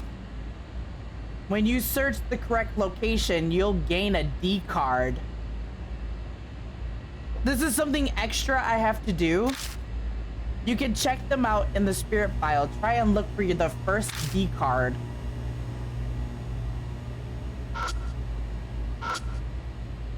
I don't have anything to throw away. There's a banner with summer limited edition products on it. It's a poster for hiring part-time workers. Man, though hourly wage is horrible. Looks like the second floor is a boutique. There are photos of featured clothing on the board. I guess we're walking in the convenience store. I'll ask and see if they got the magazine. Oh, we're looking for the magazine.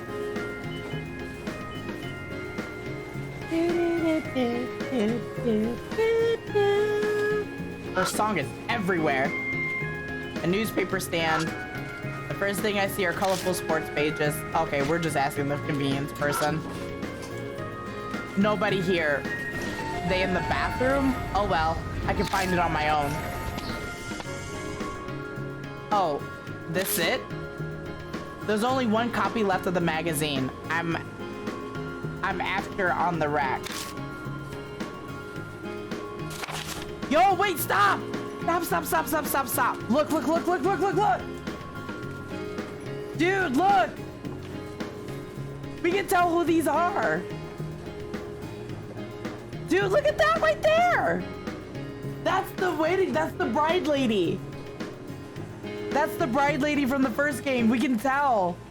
This is Shimio. The big dude. The big dude with the bees. You can tell this is the bride. And this is the lady we just fought. And then we can tell this is Kaguya because of the umbrella and stuff. But oh my god, bonus. Nostra Rabbit Tail Charm. Recommended by Editor M. Parts.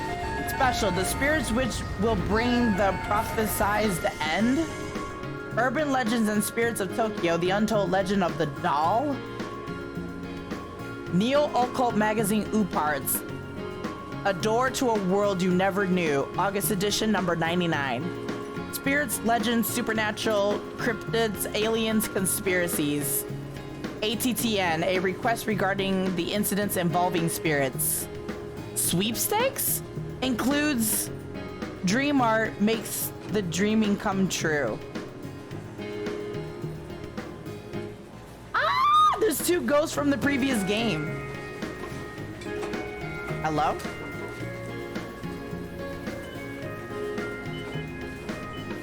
Oh, I was like, why? And I forgot. When I open it, important notice catches my eye. Thank you for your continued support of this magazine. It's been brought to our attention that customers found cards inserted in every issue. Please note, our company has not been including any cards either as bonuses or extras.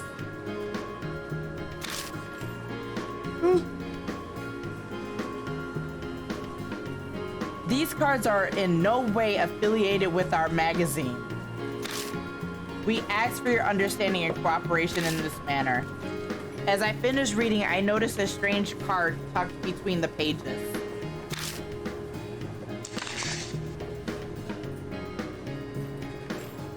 What? That's the mark. Is this the card that you're talking about? I flip it over to see what's written on it. That's weird. Spirit Memoirs 1-1, D Gray Man. Congratulations on your first D card. To help you believe me, here's a little about myself. How much do you know about the urban legend of D Gray Man? Rumor has it, an occult magazine called The Monthly Ooparts sometimes encloses a small item for inexplicable reasons. It's said that those cards contain info on several spirits. This information comes from D-Man. That's right, it's yours truly. What's the purpose of these cards? An extraordinary man like yourself may have already realized. The seeker of the untapped world. These cards help me offer my knowledge and recruit those with potential to join me. This is by no means mandatory, as this is just fluff compared to the fate you're facing right now. But if you're interested, I'm willing to offer something related to my memoirs. To start, a story about one of my acquaintances, a Mr. K from H City. Showcase your talent to the fullest and dive into the unknown, D Gray Man.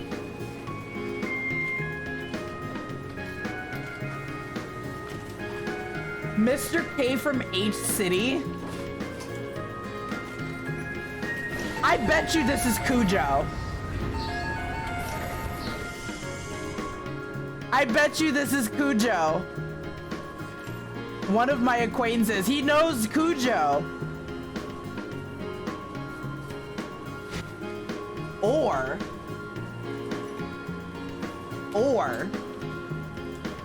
this is freaking cool.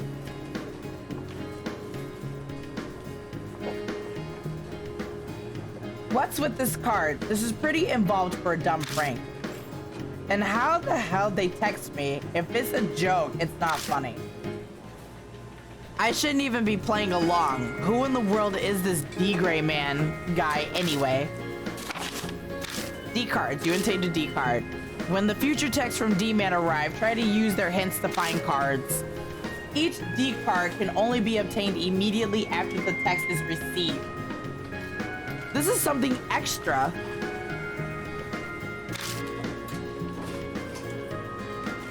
All right. Refrigerator. Drinks. Oh, that's the cider stuff.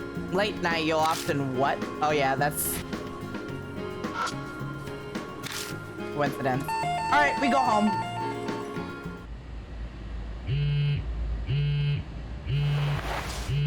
I was about to say we go home. A text? Hey, leave him alone. Leave him alone. I opened the message. Wait, D-Gray Man. D-Gray Man mail 2. Great. He knows that I took the card? Great, you're a natural. You'll have no problems with the next one. Search the red monster that devours paper. At this location, you will be the appropriate analysis record. I'll be contacting you irregularly from now on. Stay healthy. Search the red monster that devours paper.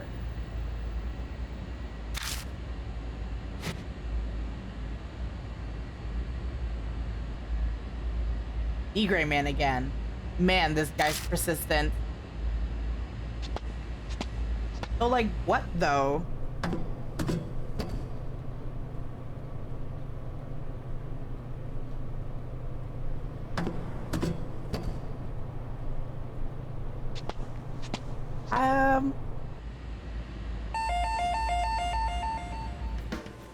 They said immediately that devours paper?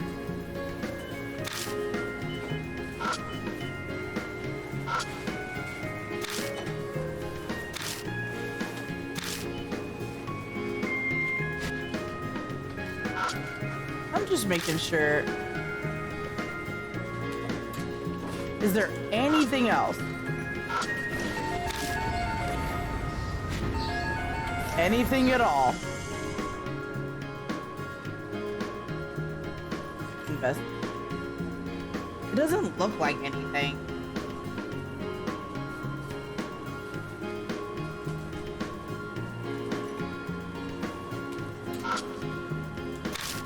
Hi, welcome. Oh. I got scared. I was like, yay! Alright, whatever. But they said you find one right after. There's nothing inside the store.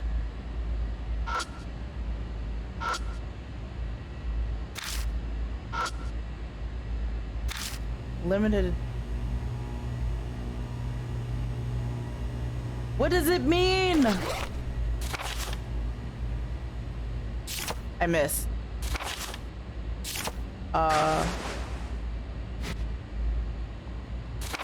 I need this. Oh, D-mail. So what? What did it say? Search the red monster that devours paper.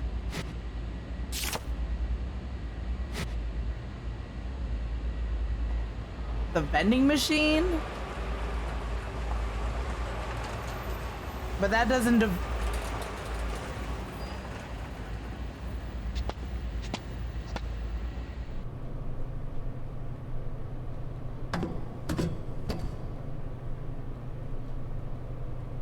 I don't.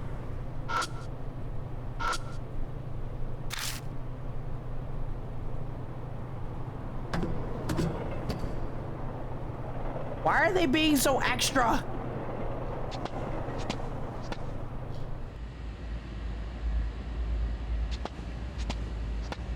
That devours paper? Dog, I'm scared and it's quiet for no freaking reason.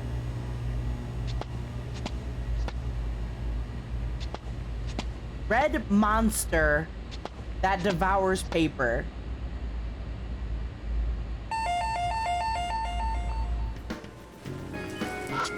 Am I low-key missing something?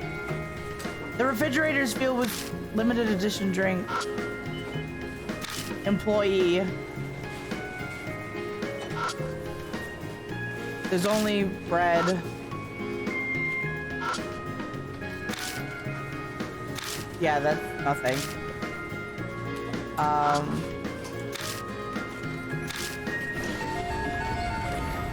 Now I want the rest of the slogan. Nothing. Nothing. Nothing. Nothing. A newspaper stand. No, but there's nothing here now.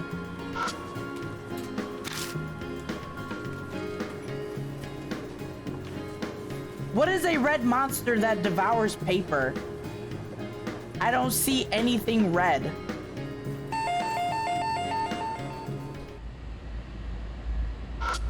I see nothing red.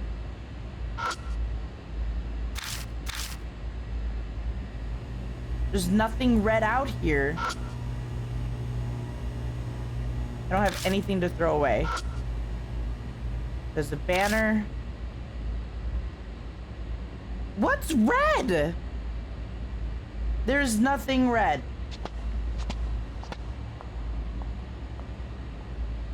Theory? Okay. I like vending machine. But like it wasn't.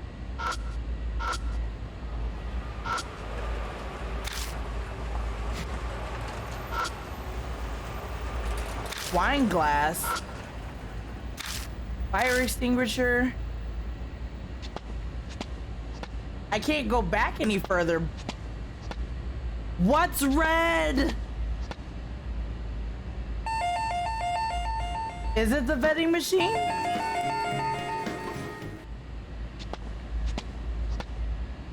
Are you talking about the vending machine? Low-key, the vending machine back in Kentucky? Because if so, we can't go back there. And they're saying that you find the cards immediately after the text is sent. But there's nothing red here. There's nothing red anywhere. The heck did he mean? Nothing, nothing. The door, nothing's red over here. I am like mostly positive I've checked everything.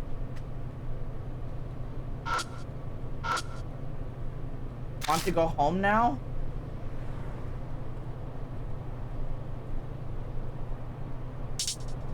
It's asking me if I want to go inside.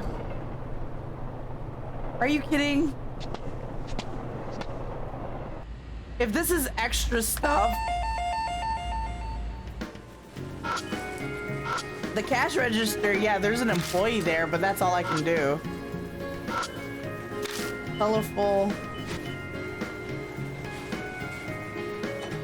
Yeah, there's ain't nothing red in here either. There's only 1, 2, 3, 4, 5 things to look at in here, and none of those are it. That was, yeah, that's it. Nothing else outside. Nothing else for me to do.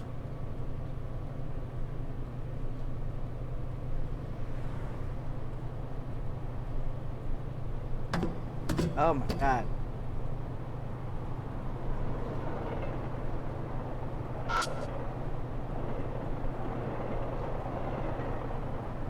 Like, I can, there's nothing inside the mailbox? I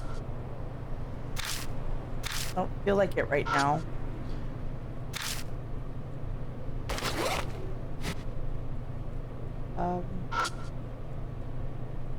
Anything else?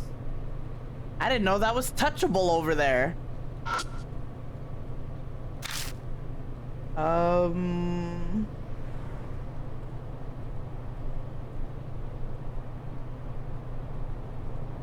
Oops.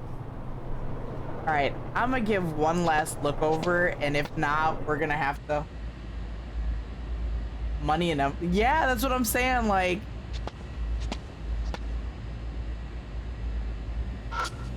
I don't know. I searched inside the mailbox and my fingers bump into something.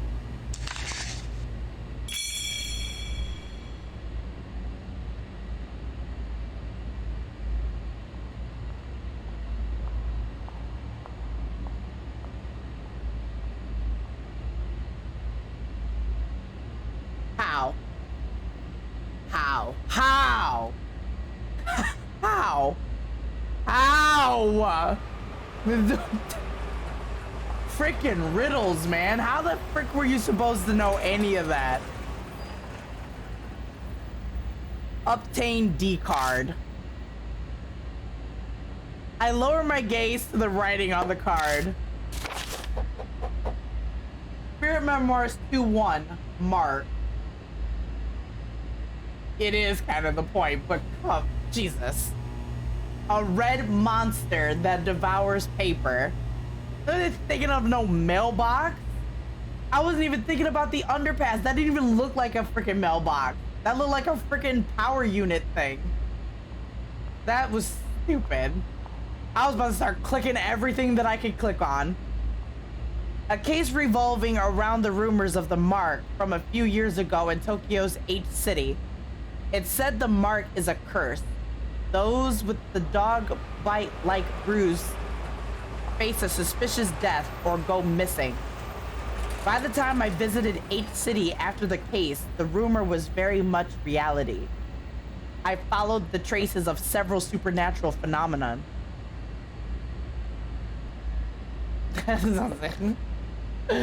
Probably, because that was terrible. They're talking about the first game. Roving around the rumors, the mark. This takes like 3 years after the first game. That's pretty dope. The mark's curse is inflicted after encountering a spirit associated with each city's legends.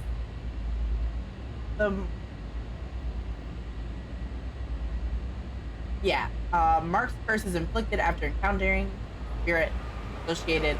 Yep. So I visited several haunted places that piqued my interest. I'll spare you the details as another memoir. Death Mark recorded them all, but each spot was associated with death and fear. A suicide woods, an abandoned school, etc. I ended up at a large mansion. That's where I met Kay, who I now consider a good friend. Our similar backgrounds caused us to hit it off. I heard all about the case and its conclusion from him. Mr. K highly regards my spirit information network, and I promised to research 2 names for him. Liza and Leonard? What the heck is going on? You met Cujo. I can already say for a fact right now that this K is Cujo. Because they're talking about the mark, they talked about the mansion. He's a good friend. Our similar backgrounds.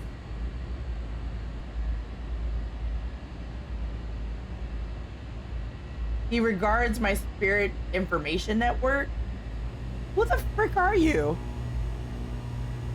And you know him? That's crazy. What is this D-Gray man's guy doing all this time? Whatever. I solved D-Man's riddles, so I head home feeling pretty satisfied with myself. I haven't eaten since noon, so I checked the contents of my refrigerator. I have some pork that's still good. Maybe I'll make some stir fry. Dude, I'm hungry. Sigh. Now that I'm full, I'm starting to feel drowsy. Tomorrow's gonna be busy, so going to bed early seems like a good plan. I'm not solving no more riddles before bed, man. Oh, it's Amanome. It's late, what do you want? Kubicharo makes you too scared to sleep? Shut it. Bond called me. That journalist? What'd he say?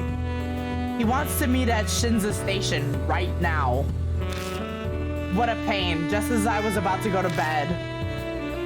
And why did you call me? It's obvious. I want to bum a ride on that bike you always talk about. Why me? It's the fastest way there. Plus, you'd be a good bodyguard.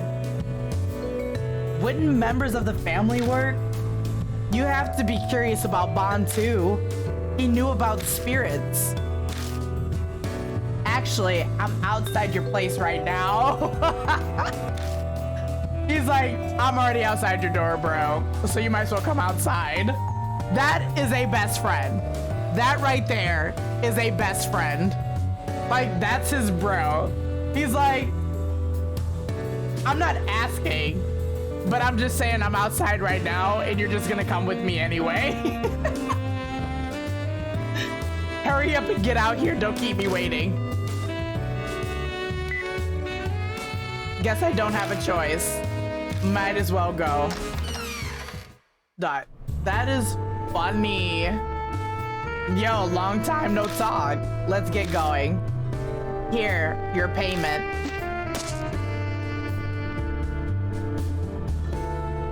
Amanome tosses me a canned drink like usual. Tonkatsu drink? Where do you find these nasty things? All my friends know of my hobby.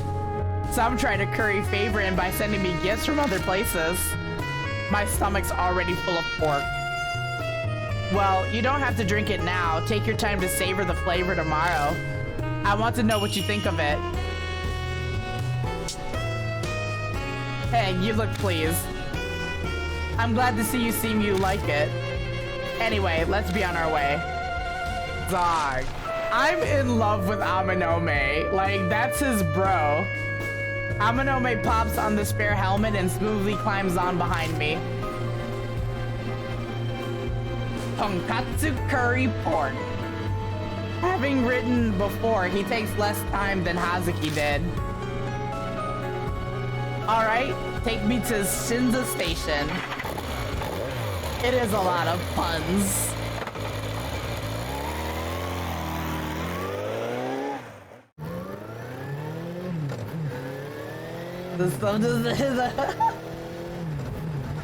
Well, you know, this game is kinda, you know. I drive down the empty road heading towards the center of Shinza Ward. The bright building in front of me, Moon Tower, points me in the correct direction. Shinza Station is right by it. I'm kinda sleepy. The day's fatigue plus a full stomach has made my eyes heavy. He's got the itis. He's got the itis. Ugh, I really should have had a cup of coffee or something before I left. My back is suddenly smacked from behind. Must be trying to keep me awake.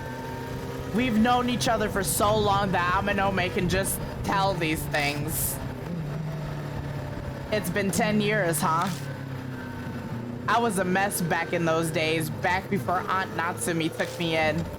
We had no money and everything always felt like it was falling apart.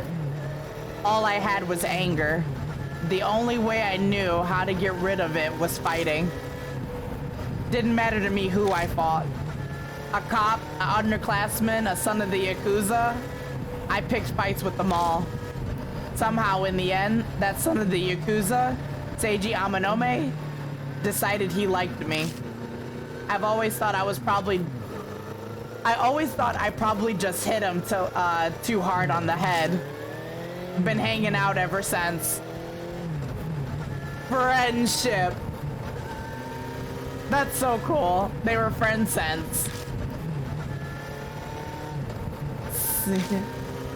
Amanome and I are complete opposites.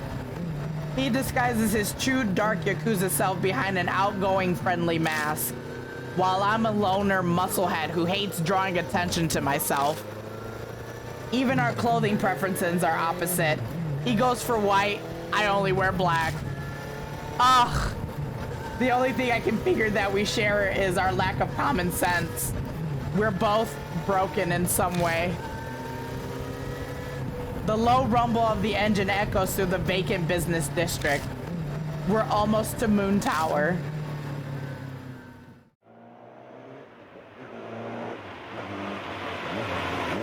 He said, "Hey, I'm ready to go from the back, my guy." We reached Shinza Station. I park my bike and head towards the meeting spot. He's like, I already expect to know what to do. I already expect you know what to do, so get to it, my guy. Hurry up and get on. Here, put on a spare helmet so you don't hurt yourself. The place Bond picked out is a raised passageway nearby. It's packed with pedestrians during the day, but right now it's completely empty. Dark.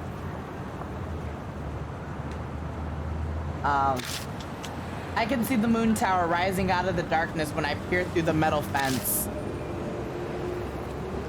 I had people looking into Bond, but as a guy who deals with society's underbelly, he's careful. Even I couldn't obtain his address.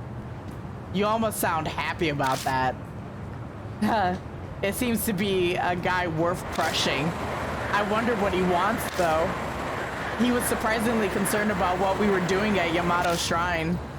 Let's hope he tells us the right things. If it comes down to it, I'll just beat it out of him. Geez, so violent, Runt. You should study how adults handle things. Look at this guy. Don't you agree? Undefeated champion of the UG match, Katsuki Bakugo. You look into me too. Your mother is horror novelist Natsumi Bakugo. Or should I say foster mother. Your real mother is her older sister, Satomi. She passed away due to an illness 2 years ago. I would have been like, hey, yo, shut your mouth. Time out. Time out. Hey, don't bring up the mom. No, that's what I was gonna say. Doc, shirtless Dan, get out of my head. Get out of my head right now. I kept looking at him and I was like, you belong in Hunter x Hunter. I was like, you go to Hunter x Hunter. It's literally instantaneous. It's because of the glasses and his whole build and his face and hair. She wasn't officially married, so I couldn't find out who your father was. Hey, hey! We're not doing this. You digging up way too much information.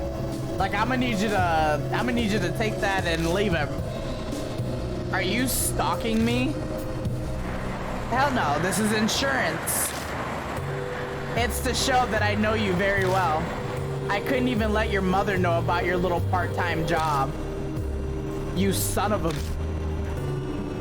Cool it, Katsuki. This passage has a security camera. We won't be able to get out of it if you hit him, and you'll end up worrying Miss Natsumi. Let me handle this.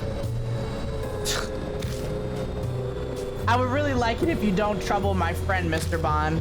Why are we here?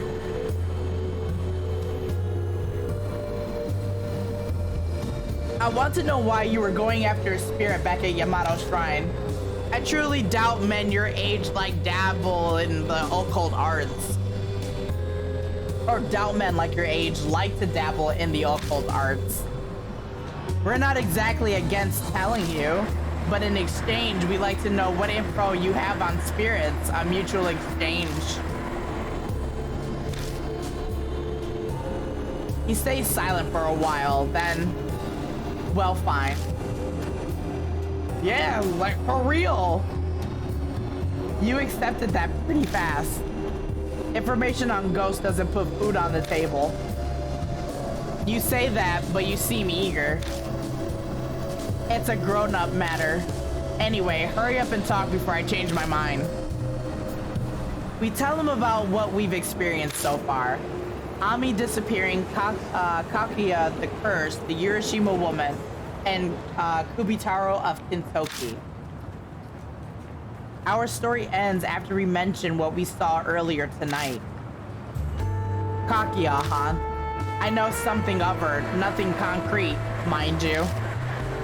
Hey, tell us what you know. Who is she? Hold your horses, half-pint. I don't look it, but I'm still a journalist. I need evidence before I share anything. Give me time to investigate. He speaks quietly but firmly. I can tell he's not dodging. Fine. Dude, I have to stretch.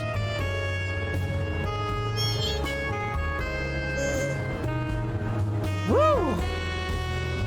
That was a good stretch. But I don't have time. You gotta hurry. I'll try. But rather than focus on Kakuya now, I'd say Kubitaro of Kintoki is the bigger problem. Aren't you going to die when the time limit expires? It was. I have to be careful not to stretch too hard because it'll make me sleepy. It's the fact that I do have to go to work tomorrow, so it's like, ugh, starting the week over again.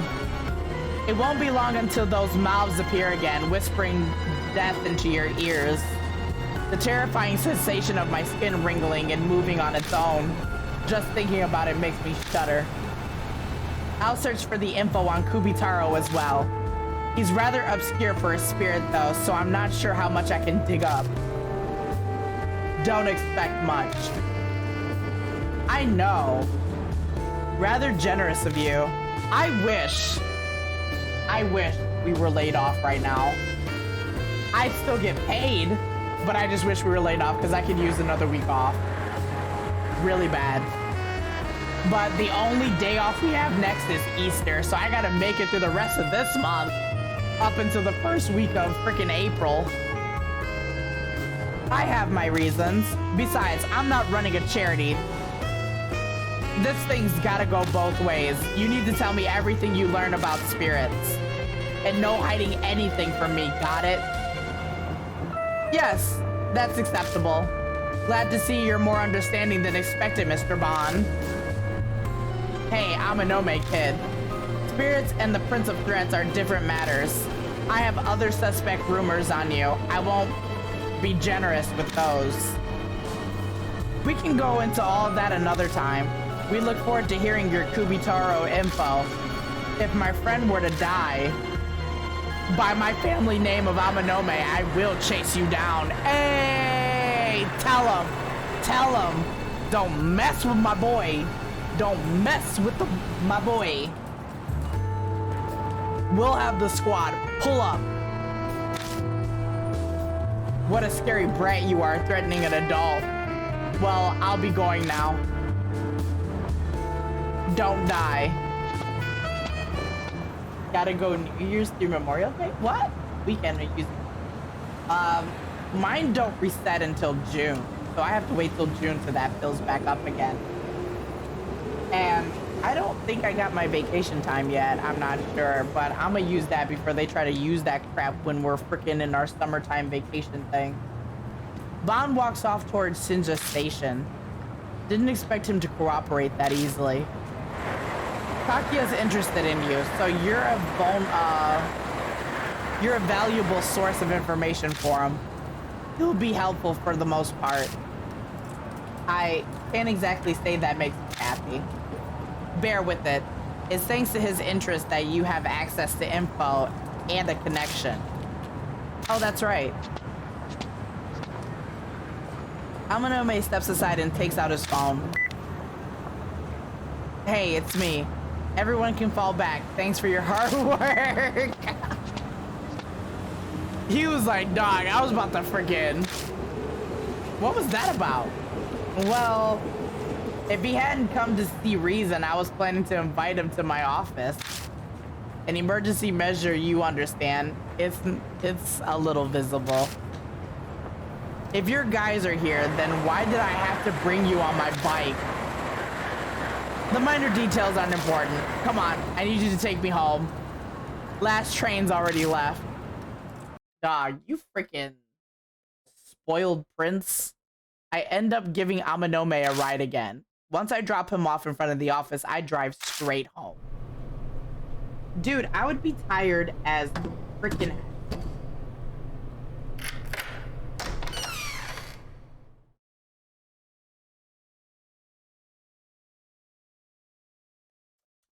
Today left me so exhausted. It's an update on Kibitaru. Taru and Jiro. Kentoki cedar were both cedar trees. Divine protection from lightning. Cop was looking at something. Hanged headless dog. Well, beneath Kentoki Tower, blood marks. Head to the great Kentoki on the 15th night. All right. I'm tired. Better freshen up first. Just a quick shower today.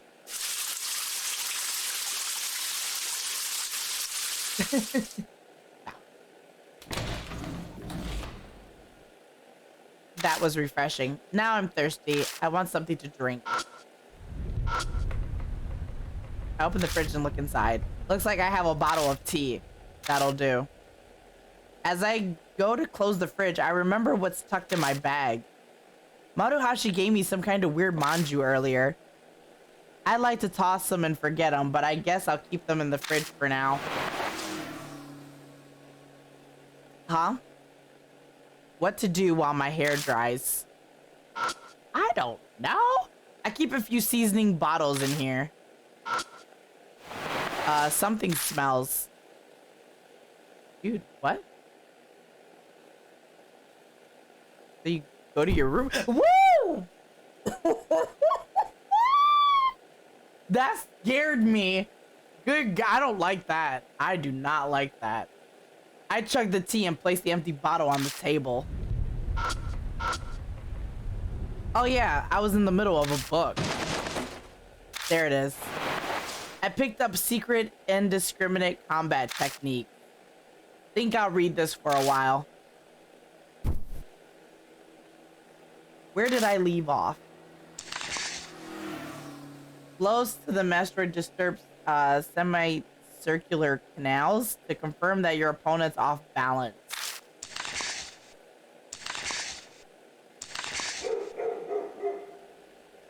The neighbor's dogs are barking. What the heck are they barking for this late at night? You already know. Open the curtains. Yeah!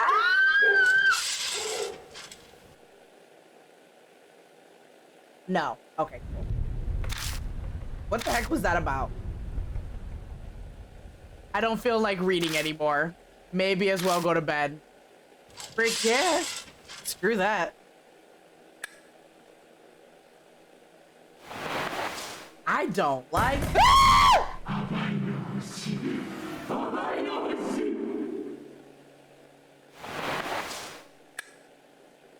What was that? It came from the balcony? Open the curtain? I don't know. Oh, whoa. Hands on the freaking window. It's a weird stain. Could it be the ones from the Hiroshima woman? No, not at all. I'm reading too much into it. Close the motherfucking curtains. Doubt I'll be able to fall asleep right away, but I think I'll go down anyway. No!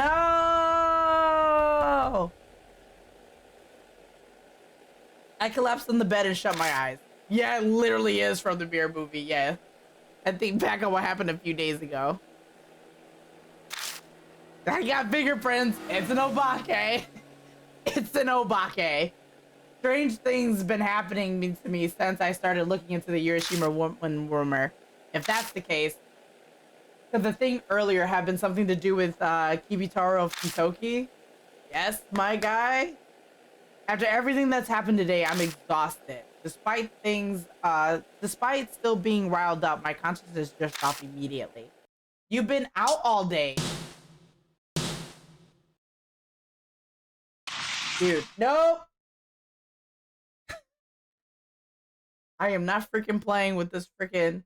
Kentucky during the daytime is full of cop cars and an excessive number of officers. Bet it's because of the incident, the headless dog last night.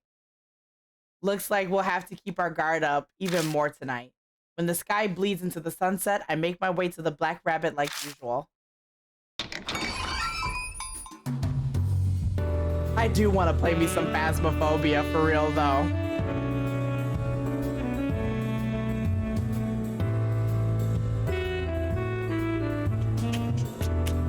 Lights are already on at the bar. At the sound of the door, Aunt Natsumi stands up from the counter. Ah, I missed you. Where have you been? Ada. Ah, Katsuki. I get a whiff of something that smells suspiciously like alcohol. Duh, her Ada is so nice. I missed you. Aunt Natsumi, have you been drinking? Maybe a little. I couldn't get any food down, so I thought I'd try and see if alcohol would. I'm sure it's not just to take the place off some kind of food. She's doing everything in her power, but there's been no progress regarding Ami. Why can't you just tell her? Obviously, she likes scary things. She likes horror. Like, she's in a bar. Like, obviously she's been drinking. But seriously, though, like, she's a ghostwriter. So she's gotta believe in some of the stuff. And Ami's alive. You'd think you would help her out by at least telling her. about what's been happening and that she is indeed alive. Meeting up with everyone again? Yeah, we get together here sometimes. It's unusual to see you with friends, Katsuki. Are you usually alone whenever you are usually alone whenever I see you? It's not that I don't like people. I'm just more comfortable when I'm by myself. Thank you. But most of the time, I really don't. I don't like. I am at peace. I see. Well, just don't do anything reckless. Just then, her phone rings. Dude. I have cookies. I did want a snack. Hello, this is Natsumi. Alright, yes, I'll be there shortly. I'm going out for a bit. I hired a private detective, so I need to go listen to the daily report. Lock the door on your way out, okay? She's so freaking pretty. Natsumi gives a little wave and leaves. Her forced cheerfulness is painful to watch. What's worse is she can't hide the stagger in her step. A laptop is sitting on the counter. It's still on. Aunt Natsumi must have been using it. On the screen is a website asking for more info on missing people. Looks like she was reading the Shinza Ward page. Ami's case hasn't been made public yet, so it's not up on the site yet. Most of those missing seems to be old folks and adults, though there are a few kids too. Half a year ago is as recent as they get, with some middle school kid missing. It was investigated as a kidnapping like Ami, but it doesn't seem like the kid's been found yet. Kids disappearing one after the other with adults not noticing. It's damn eerie. I'm not at the bar long before Amanome and Hazuki arrive at the same time. おはようございます。 Good morning. I ran into Amanome at the station, so we decided to walk over together. Yes, people in the industry feel the need to say good morning regardless of the time. It still throws me off when I hear it at night. 調子はどうだい? See you. See you? How's it going? Well, that was a dumb question considering the whole situation. Probably not great. No Marahashi today? I told him we canceled our meeting today. He was looking like he was going to follow us again. I'm not too keen on walking around with that sweaty guy in the height of summer. Oh, speaking of Maruhashi, I have a gift for you. That smile. I don't know about this. Is it another weird drink? Oh, is that what you wanted? Sorry, guess again. Here. Oh, Kintoki Manju. Not this again. You're so fed up, it's great. A present from Maruhashi. He asked me to give it to you. Seems like he thinks you're a Manju loving comrade. I really don't need these. Aw, he likes you. You just seem to draw people to you, don't you? Want some Manju, Hazuki? Thanks, but I'm on a diet. Oh, I see the laptop is out. Perfect, I wanted to do something. Bond contacted me earlier. He gave me a website URL. Said the incidents described on it are affiliated with Kubitaro Kintoki. Isn't Bond that journalist guy who we really pretty sure was a jerk? Why is he helping us? Well, yesterday, I told Hazuki about last night. Boo, that's not fair. Amanome got to ride on the bike with Bakugo? That's what you're upset about? Middle-aged men don't interest me. Now, if they were missing limbs or transparent, then I'd bend my no flirting rule. What? Though no head is grounds for an immediate no. No head is ground for an immediate no. Ah! Hi, Axel. Eee! Hi. Cut it out. I've had enough of missing heads with Kubitaro.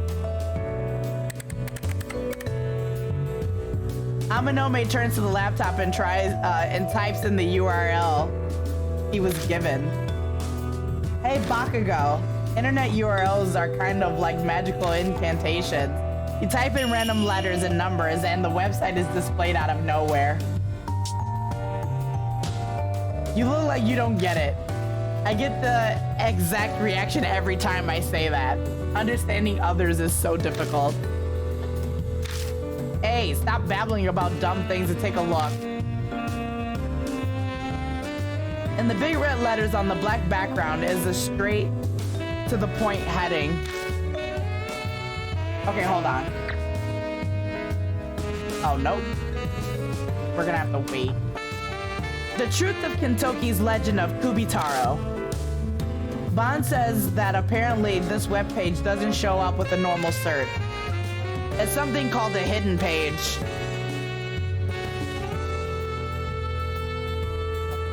I guess that adds to the fun of a horror site. It gives it a sort of secret feel, adds to the realism.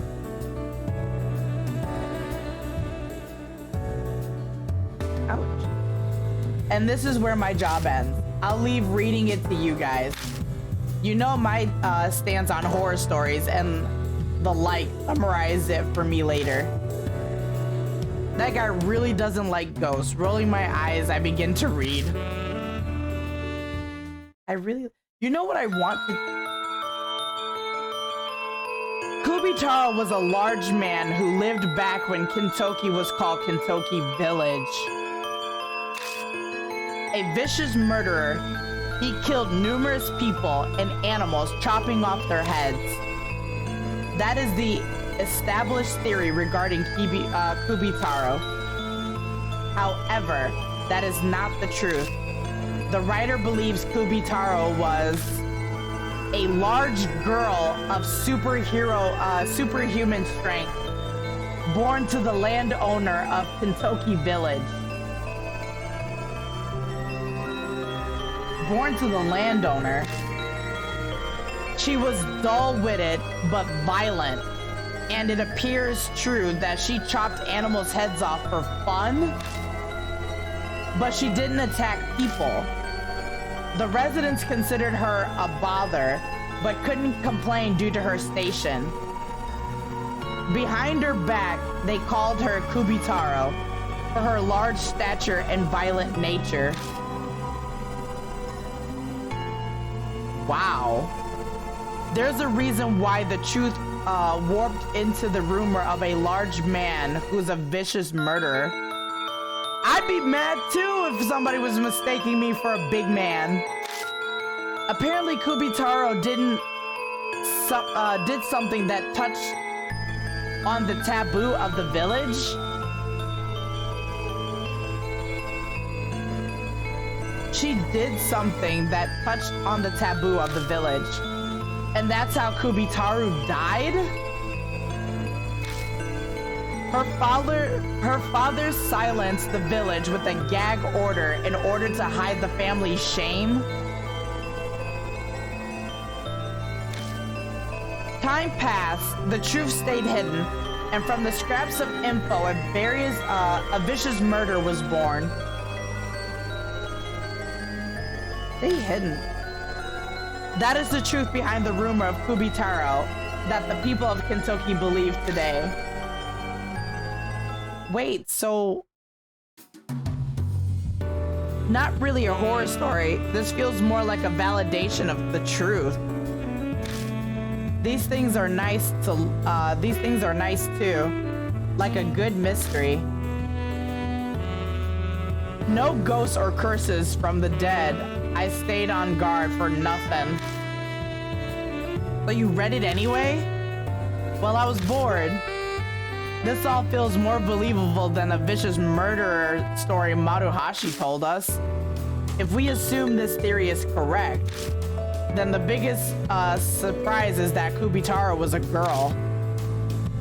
Not exactly what you expect from a girl. It's far from what normal boys do too, chopping heads off animals. It does make you wonder though. Why did Kibitaro do that touch on the taboo? We could think on this forever and there'd still be no way you'd know for sure. I keep knocking into stuff. But now I'm curious, is this connected to the death of Kubitaro? It might be a clue to something like, could be something with the Urashima woman. No point to musing on this any further. We should go to Kintoki first. Yeah. Dog, this is exactly what I mean.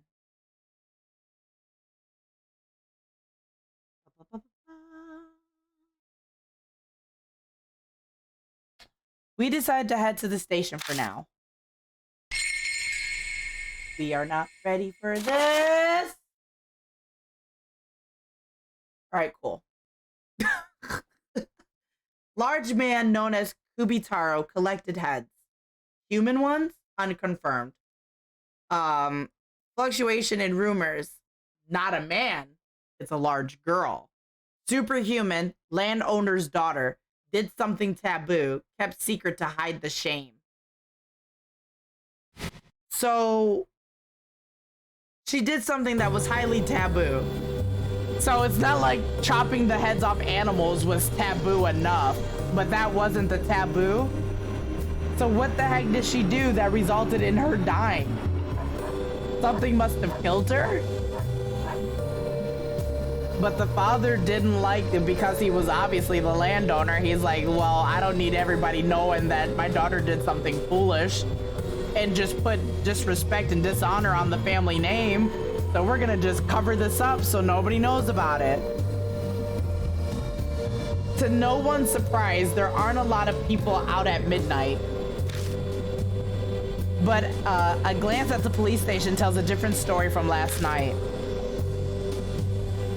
They certainly look busy. Yeah, makes sense after what happened. I swung by Kintoki around noon and there were cop cars everywhere. I'd assume so. If security's gonna be tight, then we can't be half-hearted in our investigation. We need an objective.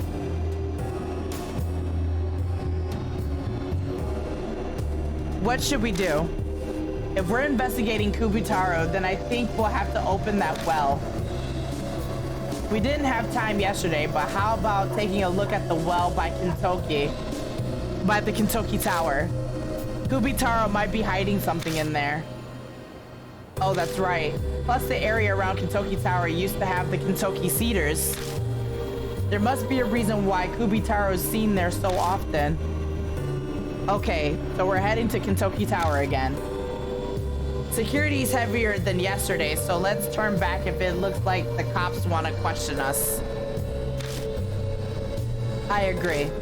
After all, I brought a troublesome little thing with me. What are you talking about?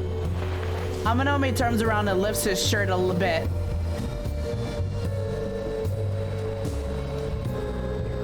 He lifts his shirt a bit to show what's tucked into his waistband.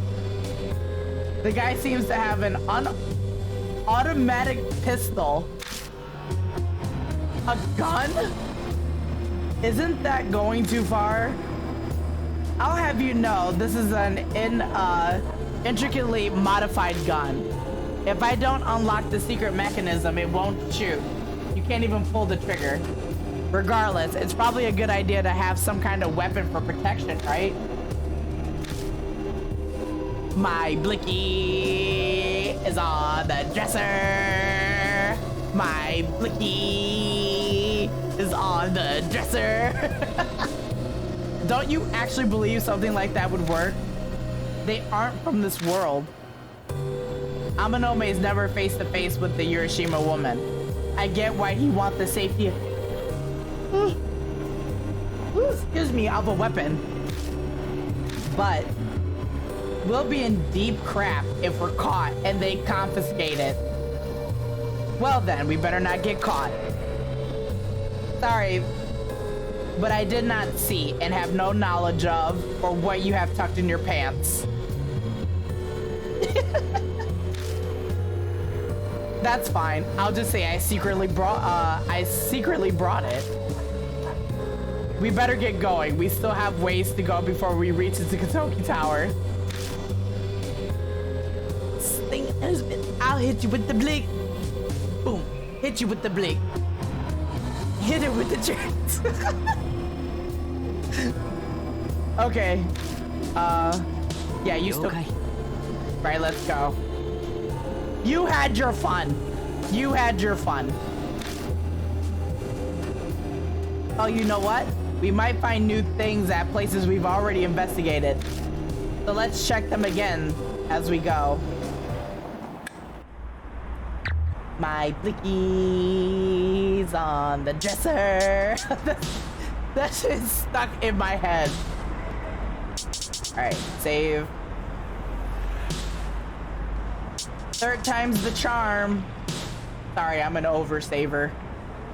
Alright. Oh, that's what I wanted to do. Options. I wanted to turn the background music to 50. It may not sound loud for you guys, but it's blasting in my ear, and I feel like I have to talk louder. And it sounds like to you guys I'm raising my voice, but really it's me trying to talk over the music that's happening in my head right now. Invasive sound effects, display mode 50. Okay, yeah, we're good. There we go. We'll save that. That's good. All right, let's go.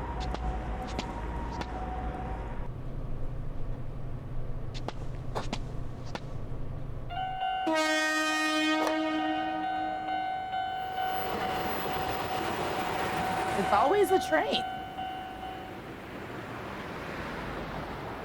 Looks like the crossing's blocking us again today. Well, we're here the same time as yesterday. Right. My blicky on the dresser.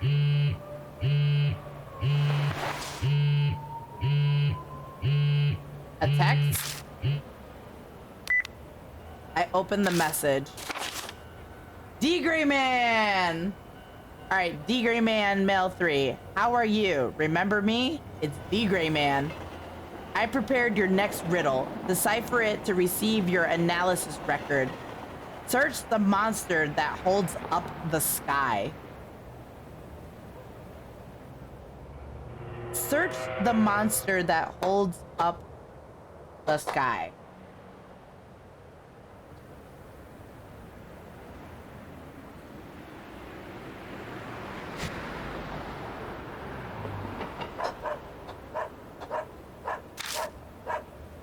Who's texting you at a time like this? It's just something dumb. I don't understand. That scared me. When I open the lid and look inside, I see a sheet of paper with words written on it.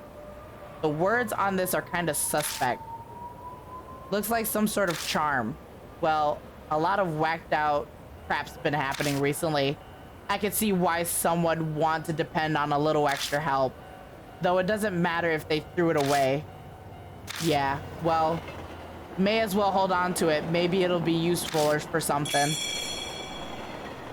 A suspicious charm? My blicky. I am so scared.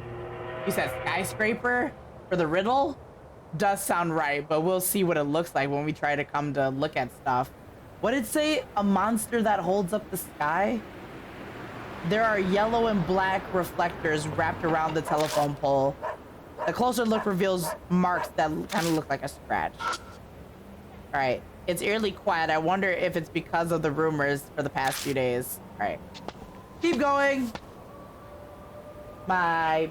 Ah!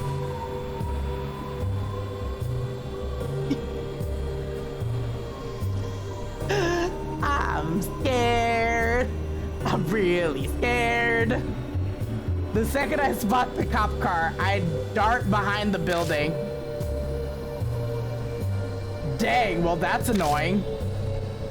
Probably shouldn't turn on the flashlight right now. Bidding our time in hopes of an opportunity. 41 north to headquarters, 41 north to headquarters, over. I can finally hear a voice inside the vehicle. Sounds like they're using a trance receiver. Yep, there's definitely someone inside. Wanted me to speed things up and shoot at him? Are you crazy? Quit being stupid.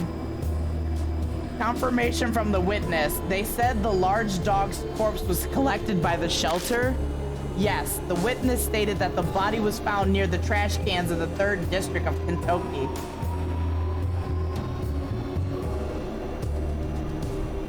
Yes, so what? Literally.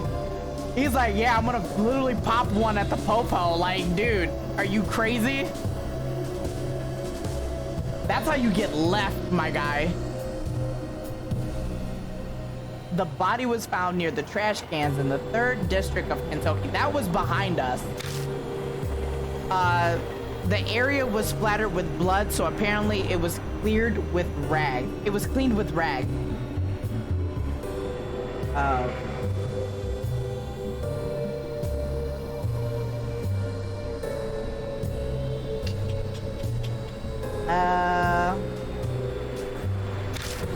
Which was why traces were found during patrol. 41 north, end of report.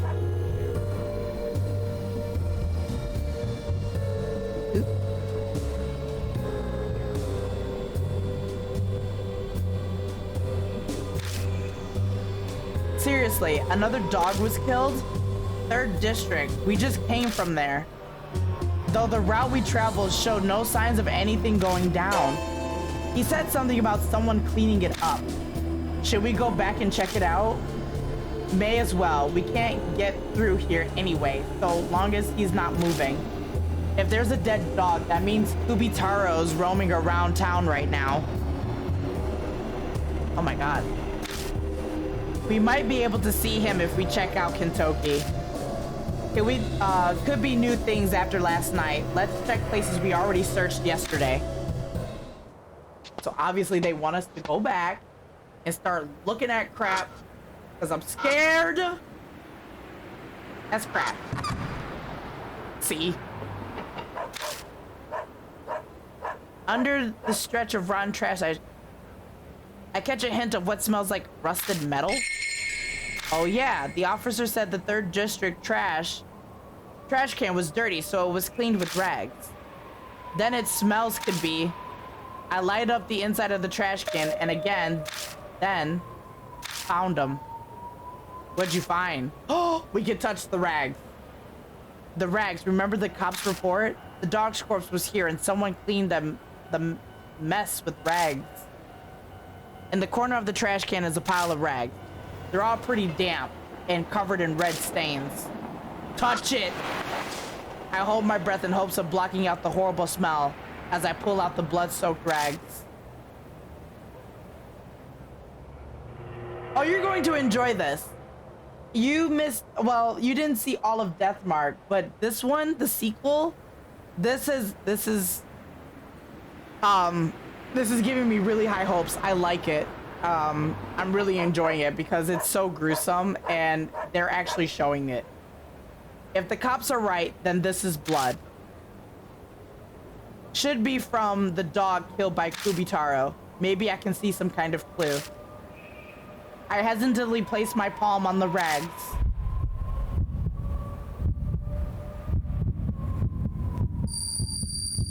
It makes me sad.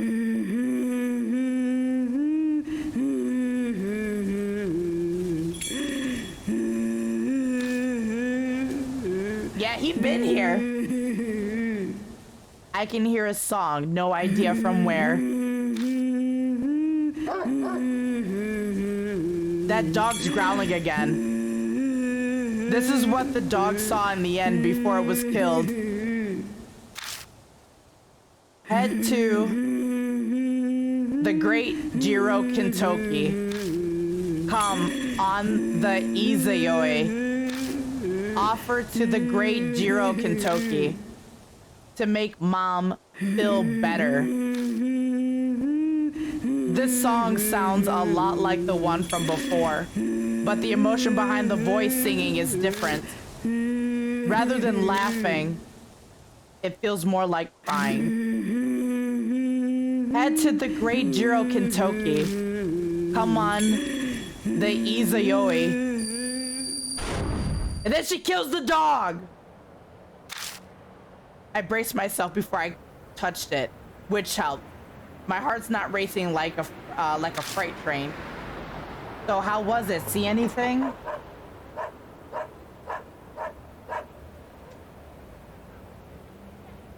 Okay, let's see. So, how was it? See anything? I heard a song again. Head to the great Jiro Kintoki. Come to the Izayoi. Offer to the great Jiro Kintoki to make mom feel better. Wasn't the other one that said make dad feel better? I see. My guess is the sacred tree may have cured injuries and illnesses if you made offering. Could be. Bowing heads in respect and making offering. Sickness getting cured. Did they make a children's song like this because the sacred trees really have powers like that? But the voice that sang sounded like it was crying. So...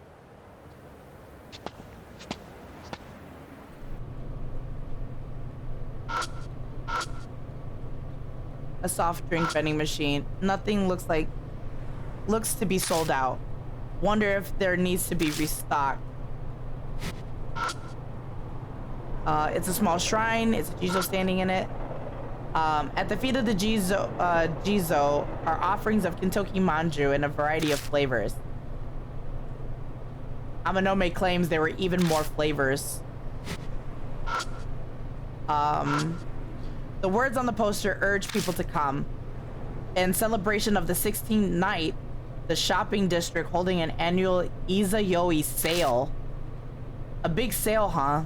Guess the 16th night. Okay, well. A plastic trash can. Must be trash day. I lift the lid and look inside. It's stuffed with cardboard? Digging into the mess to see if there's anything else. Look at that. Something's not cardboard. Is buried in here. Ooh, okay, yeah, see? Utility knife and packing tape. Did they forget these when they were tossing this out? They look well used, so probably threw them away. No harm in holding on to these.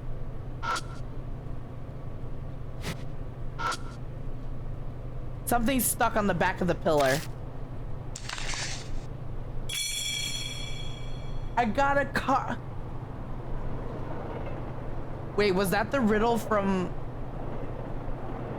the monster that holds the sky? Alright. I lower my gaze to the writing on the card.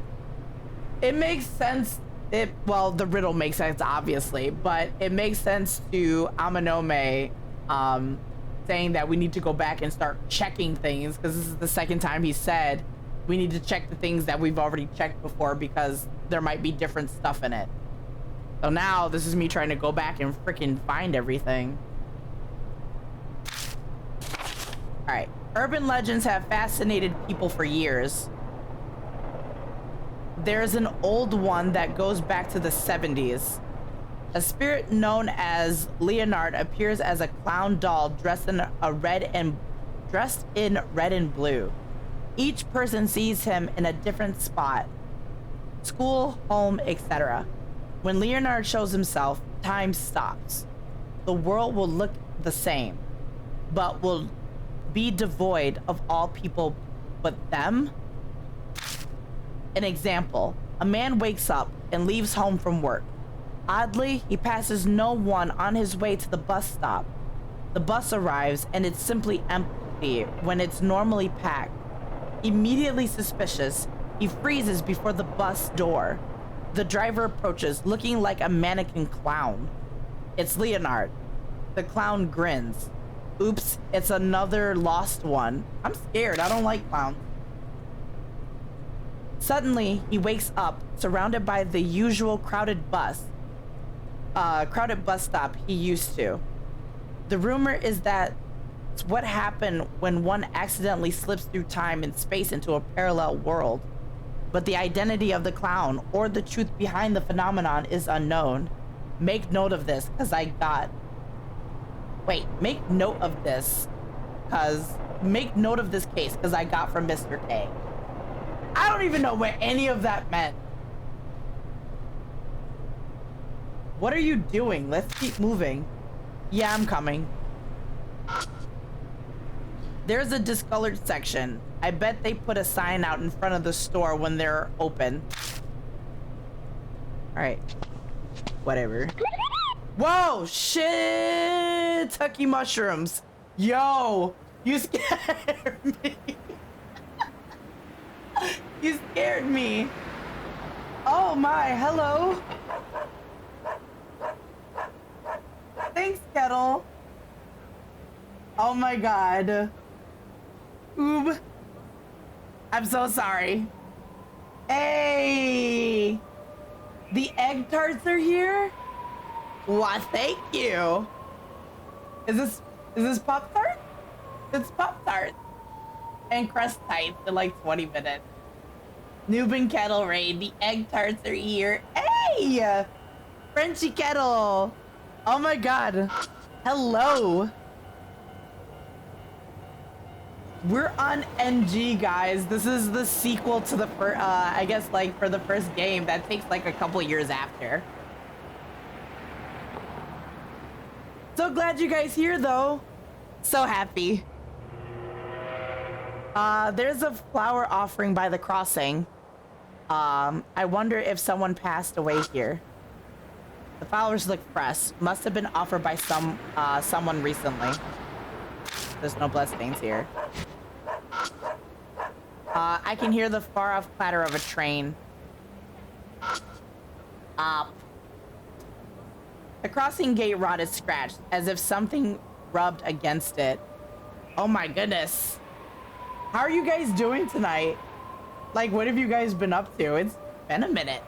I haven't seen the tarts in forever.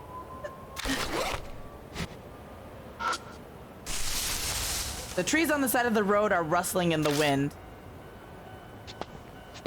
Dude, that scared me for real, for real. Ah! Opio has joined the party. Welcome to the party. Are you a healer, a DPS, or a tank? When we come back in front of Kentucky Tower. Don't know when it happened, but looks like the cop car is gone. Guess he was only parked there because someone called him over. But this is good. It means we don't have to come back tomorrow. Yeah. Oh, I believe it.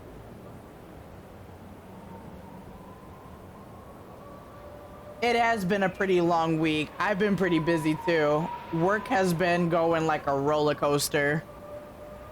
They got us super exhausted and I gotta start the week back this week. But I'm glad you guys are doing okay.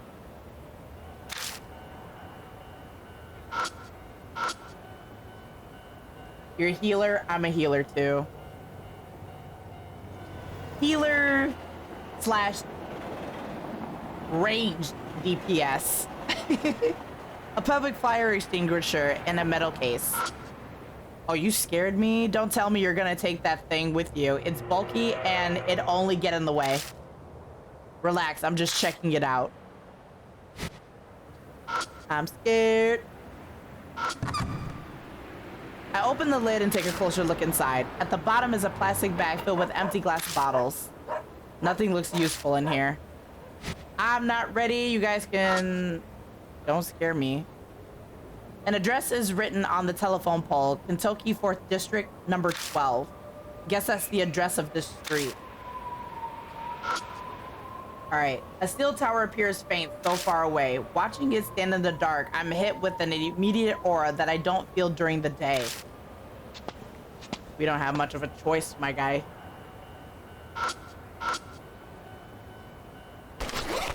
I kind of figure what we're already gonna do because it's chained up.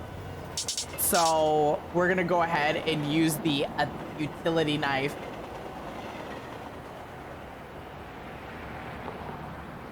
DPS, well, I see being a tank, you get too much pressure.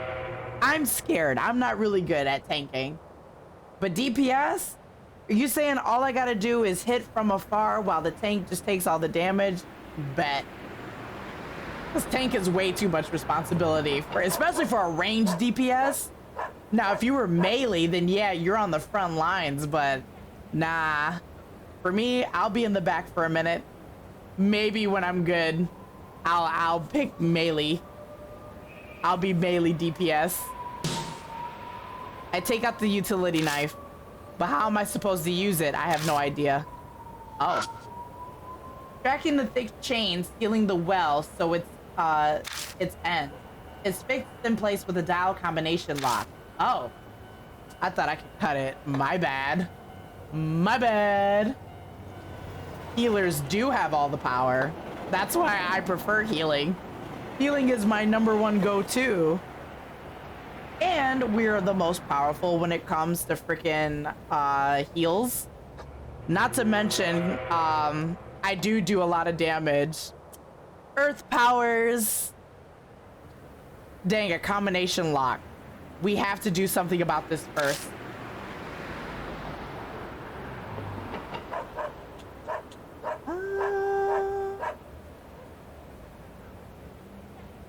Let's see, destroying it would be the easiest course, but even you couldn't muscle of this thick again.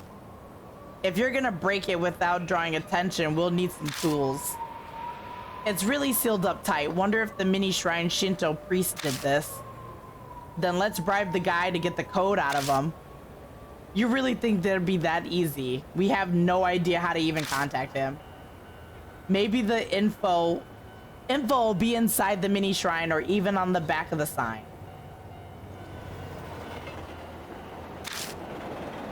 Can't say I'm expecting much, but it doesn't hurt to check. The back of the sign?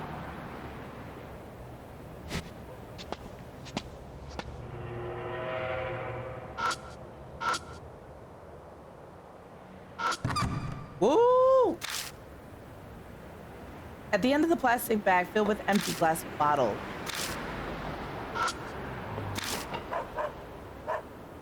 Ooh.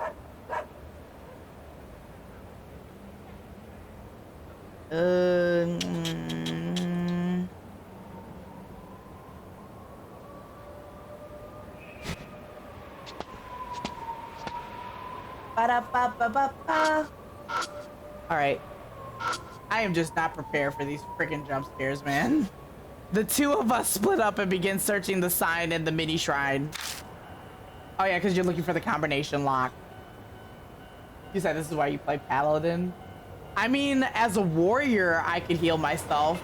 Man, I do triple damage, quadruple damage, and you're telling me I can heal myself? I was indestructible.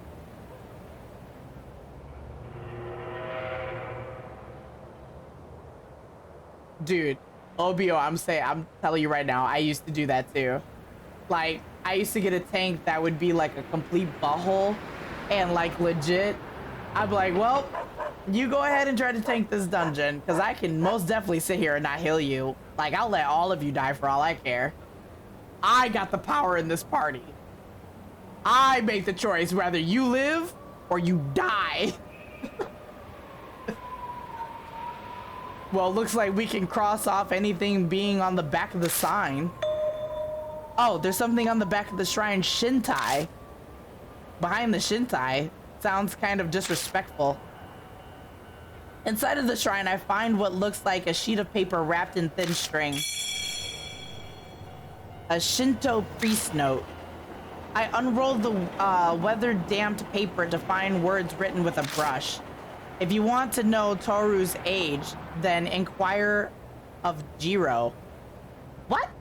If you want to know Toru's age, then inquire of Jiro. What's this? The Shinto priest for the mini shrine wrote this?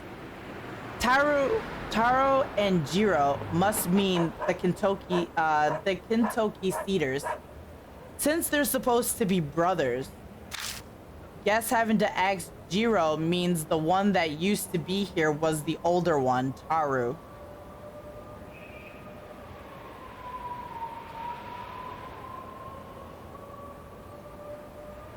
Tank saves the party. I mean, they're taking the hits, but you can't live without the healer.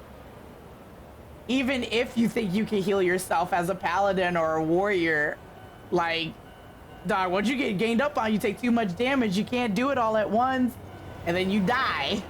And then once the tank dies, the DPS dies, and then the healer dies. Or it's just, oh yeah, kill the healer.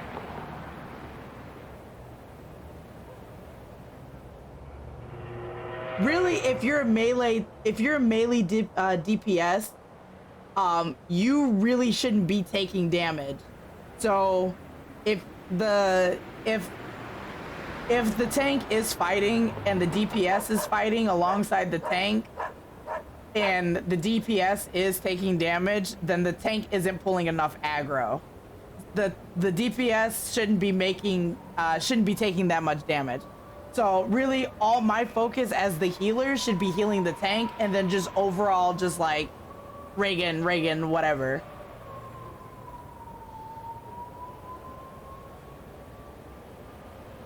What do you mean the healer and the tank DPS don't listen? That's literally how it's set up when you're fighting in the party, because it's tank, melee DPSs or ranged DPSs, and then your healer.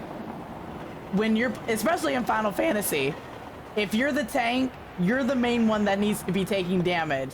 So if your melee DPS, say there's like 2 melee DPSs and they're in there fighting, they really shouldn't be taking all the hits. You are the one taking all the hits. I should barely be healing them. I should be healing you and just overall freaking heals, and then help with DPSing. I've been playing the game for like freaking 10 years.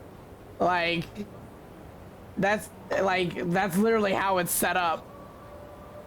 Mind you, yeah, because then it gets terrible, and that's why the healers sometimes have trouble trying to heal everybody at the same time, because everybody ended up taking too much damage all at once.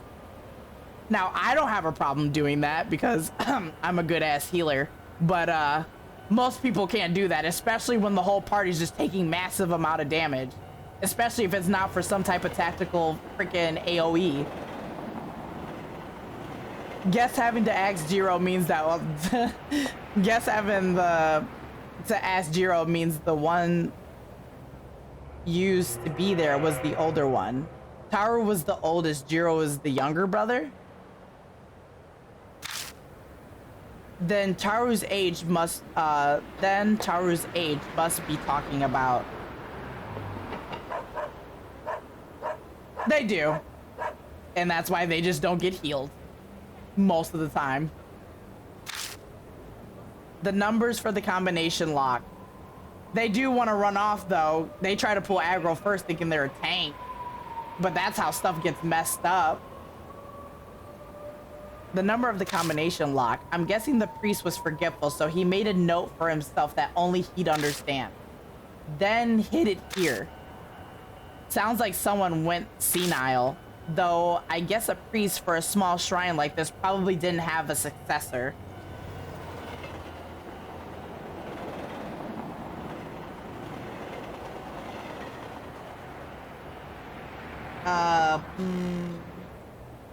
Let's see. So, where's this Jiro anyway? No clue. Maybe someplace that looks familiar to here. I don't freaking know. Like, Can we use the note? Because obviously this is the combination. A note hidden in the statue housed in Kentucky Tower. If you want to know Tower's age, then inquire of Jiro. Was written on it. I take out the Shinto priest note. I took it out, but I don't know how to use it. Oh my lord. So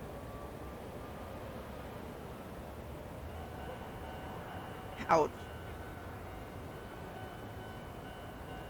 So I don't know what we're supposed to be doing.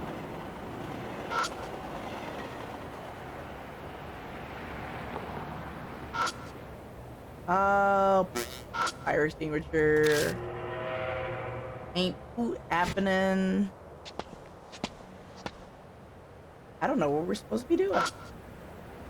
I am lost. It's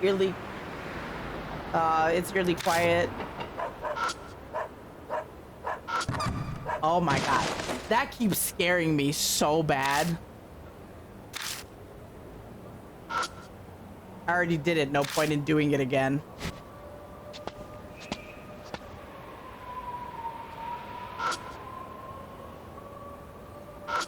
So, it's a beautiful condo that was built recently. I don't sense anyone moving inside. Maybe they're sleeping or they're not home yet. We did all this though. Ain't nothing here. Ouch.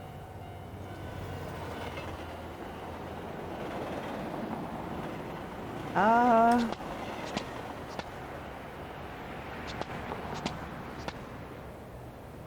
am flipping lost.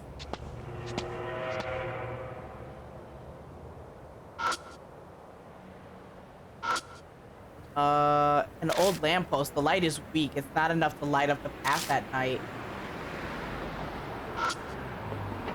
It's a curved mirror. It's clouded by dirt and exhaust gas, and sections of paint are faded away. What are we supposed to be doing?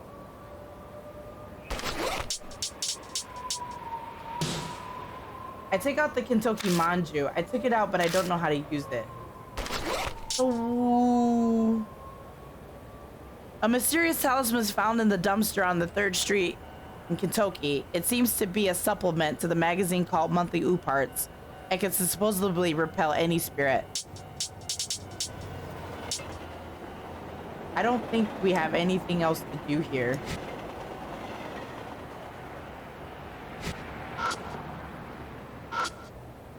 There's no bloodstains anywhere.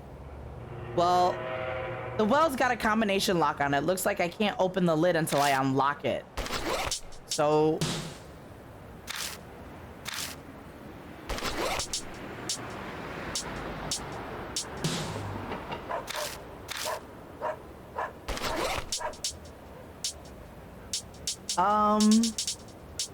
packing tape, utility knife, nothing.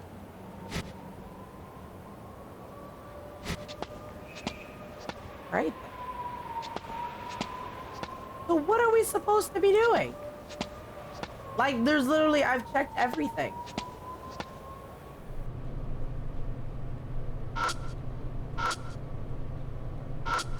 I don't know, it's full of trash.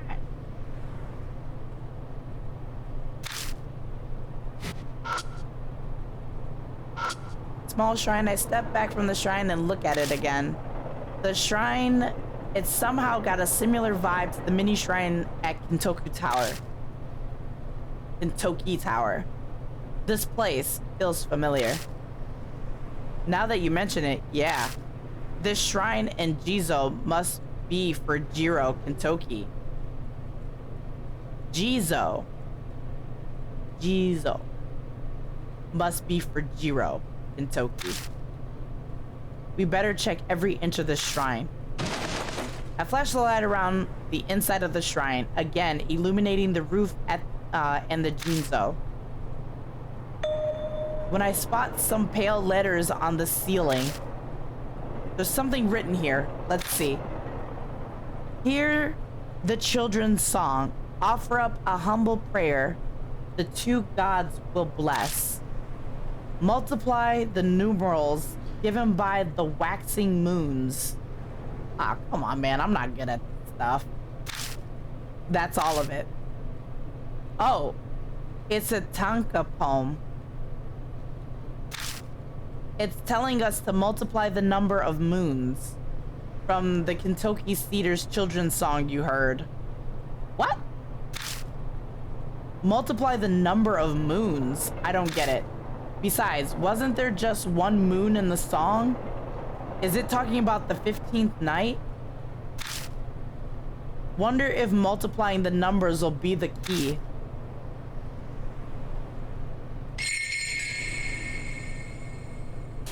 Ah, la la la la la la. We're not ready. We're not ready. We're not ready. Okay.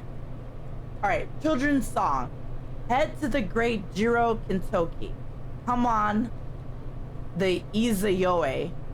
Injuries, illnesses cured after praying to sacred tree. Shinto priest note poem. Combination locked numbers. Multiplied numbers given by waxing moons. Oh, that gave nothing. I search every inch of the shrine to see if there's anything that could be a hint. I spot what looks like a dog's face behind the shrine. What's this? By the shape of the thing, I'd say it's a pouch. A dog pouch. Did someone lose it here? May as well take it with us just in case. All right. Hold on. I want my cookies. And I don't think I can reach.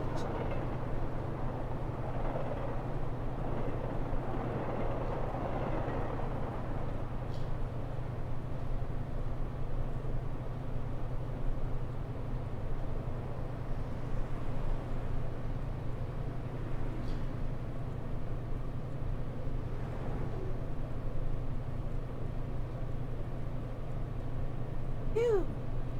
Got my cookies. They are freaking Girl Scout cookies.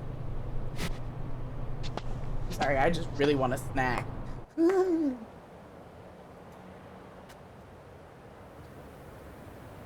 trifles. Oh! Oh my god, I was not saving. Alright.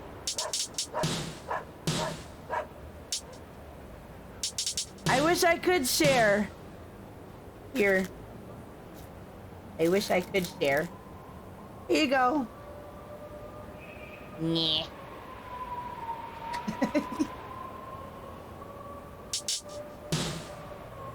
Mm.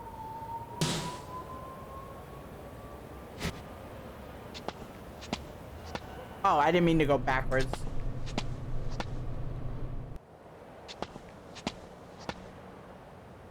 What cam do I have?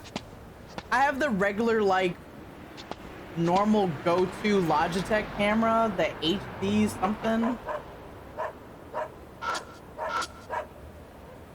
It's like this normal, yeah. Ooh, I can try to open the lock now. Yeah, it's, what is it? The HD... Hold on, I can give you the name of it, like... the actual webcam. Yeah, it's... Yep. Logitech C920, that's what it is. C920 HD. I believe mine is the Pro. So yeah, it's the Logitech C920 HD Pro webcam. Full HD 1080p. 30 frames per second. Pretty cheap. I think it's like 60 bucks. So yeah. It'll hold for now until I can get like an actual like really good like DSLR camera.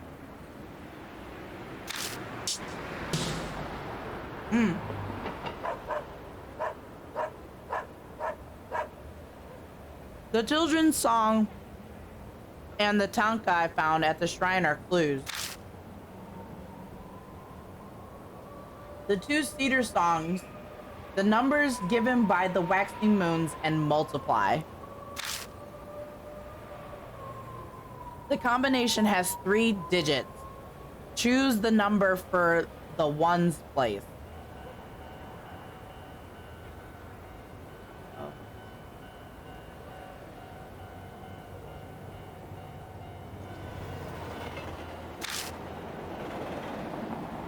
Wait.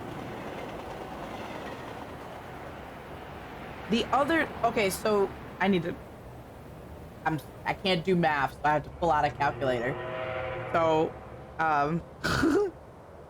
the first song that they mentioned, he just said it was the 15th night, and the other one was the 16th night. So obviously, if this basic storytelling, story problem math, it's literally 15 times 16. If I'm being smart about this. Obviously, because it's the only 2 freaking numbers, and he just explained it. He basically just broke the riddle, so obviously it's the days. So 240.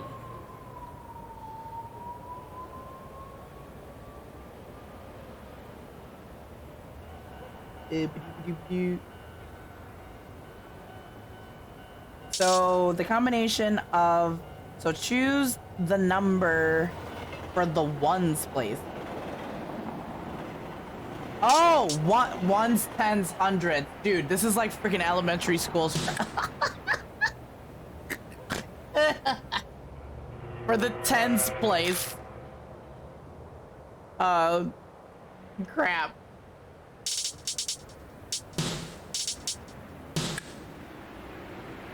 And then choose the number for the hundreds place. Dude, I couldn't do math. I was like, what? Oh, color me impressed. You solved the Tonka riddle. Thanks. I'm going to open it. It takes some effort to slide the extremely heavy concrete lid to the side. Well, Katsuki, I see literally nothing. It's pitch dark inside. Hold on, let me get the flashlight.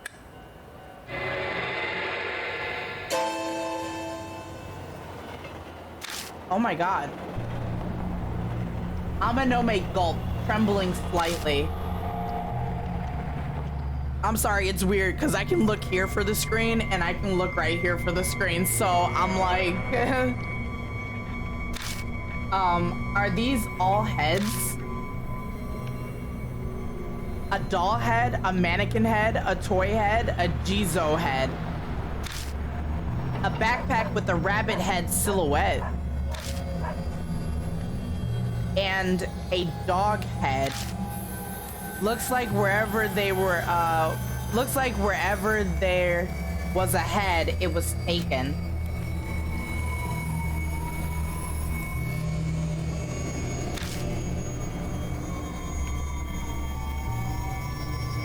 Yeah. What the heck is right? No severed human heads mixed in, thank God. I'm guessing these are all Kubitaro's. Safe bet. This is Kubitaro's collection. I'm so scared. If Kubitaro's the one who left the dog's blood on the back of the well, then there's no doubt that this is his doing. But the question is, why is Kubitaro doing this?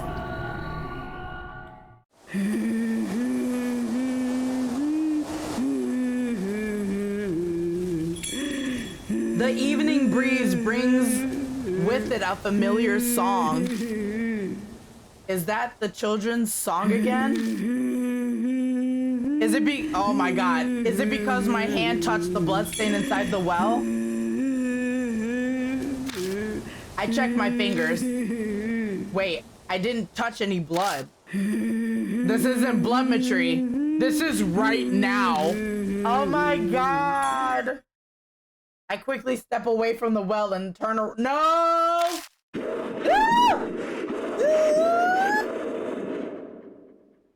An eerie voice floats over nearby. Oh my god. Why does this voice sound so angry? I'm a nomad. You scared the crap out of me. Could it be because we opened the well? Stop hiding and show yourself.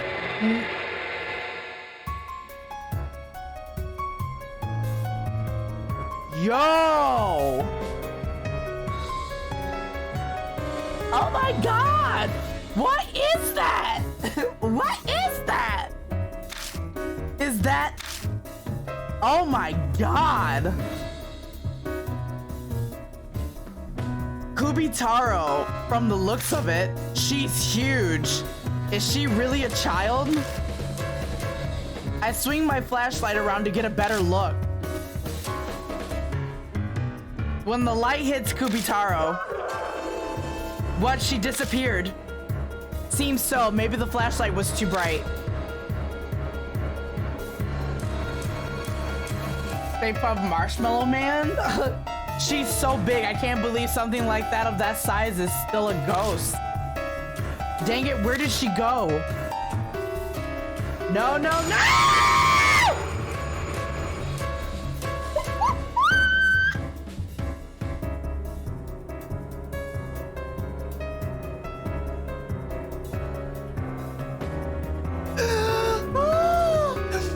Dog, that killed me. Oh my god. Katsuki in front of you. Oh my god. I look and the axe is already swinging toward me. Do I have time to dodge? My body moves with my thought, and the slash that misses by a hair knocks away the flashlight. Ugh, if Amanome hadn't called out, that would have been it for me. The impact from blocking the attack makes my hand go numb. I'll get the flashlight. It looks like Kubitaro doesn't like it. Dude. Yeah, I'll hold her off while you... I say that, but what the heck should I do? My only thought is to find an opening to run away.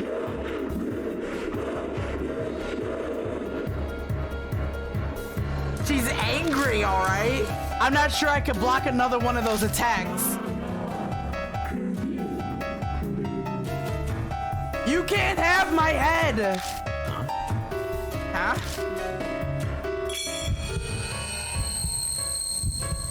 What does she mean by she wants a head? Sounds like her kind of fun is in bad taste. But if Kubitaro really is a kid, maybe I can calm her down by giving her what she wants. Oh my god. No, wait, wait, wait.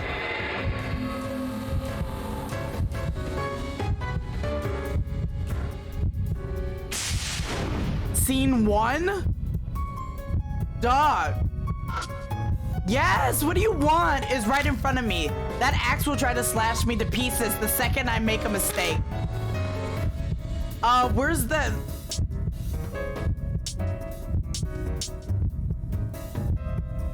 Take it, take it, take it! If she considered everything in the well to be heads, then this probably counts. I take out the dog pouch and offer it to Kubitaro.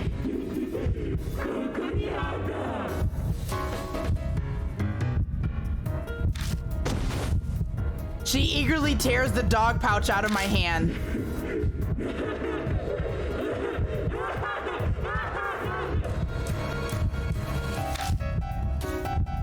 Kubitaro looks happy as she stares at it. Yes, now's our chance to escape. Time to go, Amanome. I hear you loud and clear.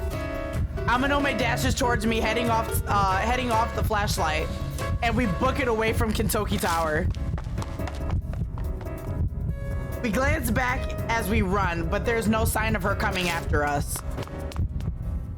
We carefully cross the tracks, dash through the Galleria, and make it back to the station.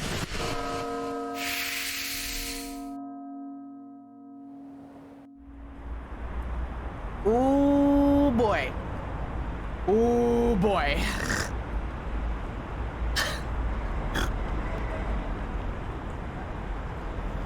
This is a huge bitch. Sorry. Oh my god. I'm out. I'm out. I need a drink after that one. That was... That... Did you guys see how I got stuck? Ah! Out of me! She was right in my face and she was huge!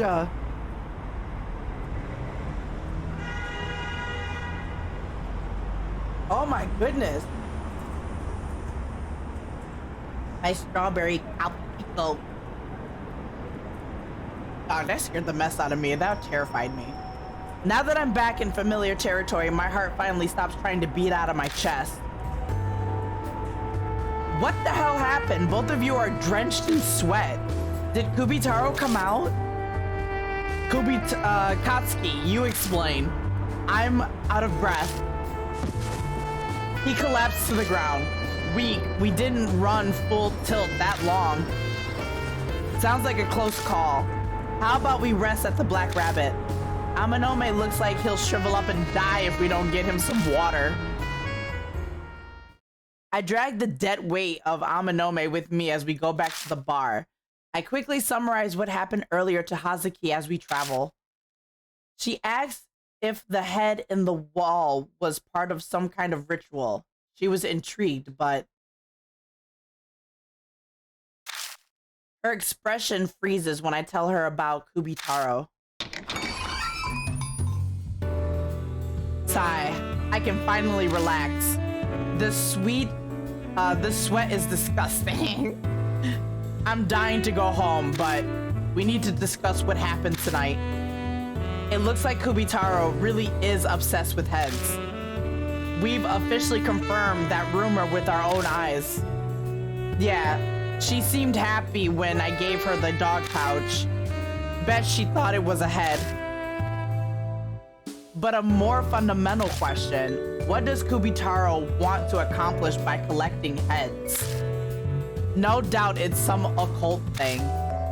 Hazuki, that's your area of expertise. Any insight for us? I dug through my occult books last night looking for rituals. The only thing I could find that was even close to headhunting tribes. But I doubt they're related to this. It's your time to shine. How are you so useless? The occult idol Momo Kuruse.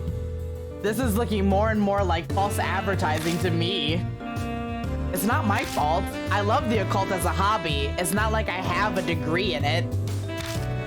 Passion aside, I'd say Natsumi is more well-versed than me. She is a horror author after all. I'm telling you for the 20th time to go ask your auntie, man. That's right, Aunt Natsumi. She might know something. True enough, but she's out right now, and you're planning on waiting around till she comes back? I mean, I'm fine with that if that meant I get to see her, but no, she has notebooks with all the information she's gathered. They're in the bookshelf over there. So you're saying we're gonna go dig through Miss Natsumi's private stuff while she's not here? Sounds fun, I'm in. Boy, calm down. Pretty sure there isn't anything what you're expecting, Amanome. Oh, the info notebooks of great authors. I wonder if it's written in blood, or maybe there's hair stuck between a bunch of pages. I don't think there'll be anything like what you're expecting, Hazuki. I didn't like that. That was way. Don't walk up on stuff so fast. We make our way to the bookshelf and start looking for Aunt Natsumi's notes. The notebook contains things like summaries of traditions and collections of crime reports. Every note in neat handwriting that puts my scrawl that even I had a hard time reading to shame. I uncovered 3 notebooks with urban legend investigations written on the cover. Which one should I look at? Red? I pull out the red notebook and turn the pages. This notebook has info on all the most recent urban legends. This is also the one with details of the pregnant woman murder. Didn't Kibitaro live sometime right after the war? I don't think we need recent information. The blue book? I pull out the blue notebook and turn the pages. This notebook has info on urban legends from 3 to 5 years ago. Most of it speculates on an incident that happened in H City west of Tokyo. Hey! Deathmark timeline. This all happened in Deathmark. Some kind of weird scar urban legend, but it doesn't have anything to do with me right now. Hey, that's Deathmark. Someone I know was involved in that incident, so I've heard a lot about it from them. Moe? It's Moe. I bet you it's Moe. I used a lot of details when I created the character of Momo Kuruse. Of course it would be the last frickin' book. I pull out the yellow notebook and turn the pages.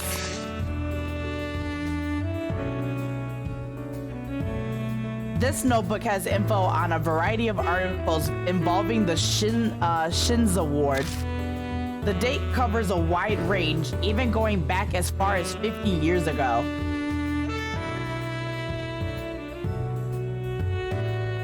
Stuff happening in Deathmark was a major thing that happened 50 years ago during the war.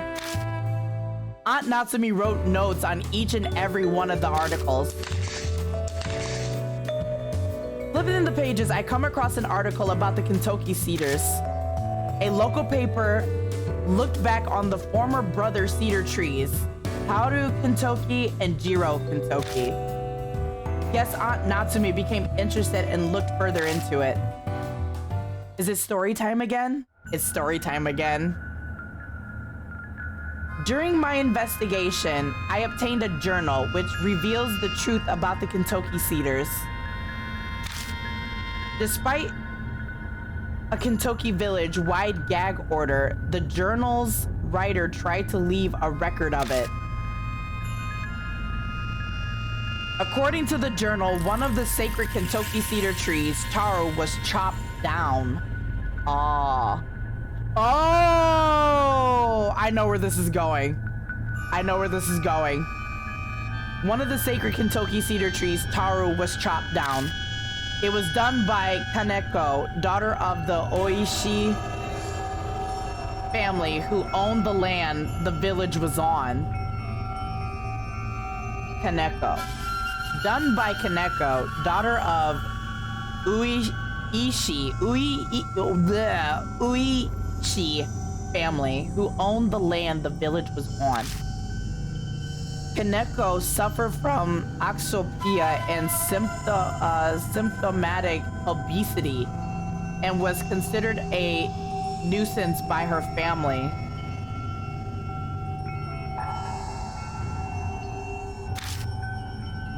Without proper education, her mental state and intelligence didn't measure up to other children. As a result, it seems she believed a bear plushie to be her little brother. However, during a certain incident, the plushie was destroyed and her little brother died.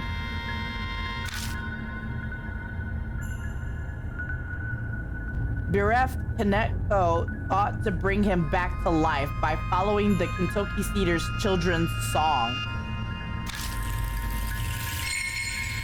Head to the Great Taro Kentucky on the 15th night. Offer the Great Taro Kentucky and Dad will feel better. Kaneko attempted to put the song into practice, but misunderstood its meaning. The head part. She thought that cutting off the heads of dogs, animals, whatever, and bringing it to the tree would bring her brother, Teddy Bear, back. She always jumbled the lyrics up and thought they offered heads, which meant she believed that her brother would be brought back by offering heads to the trees. So she cut the heads off livestock and stray dogs and offered them to the Kentucky Cedars. Of course, no matter how many heads she offered, there was no way her little brother would live.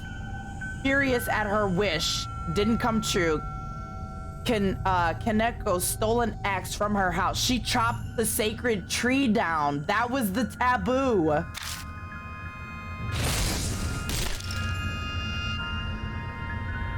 And chopped down the sacred taro Kintoki tree. Her angry father captured her and tied her to the brother cedar Jiro.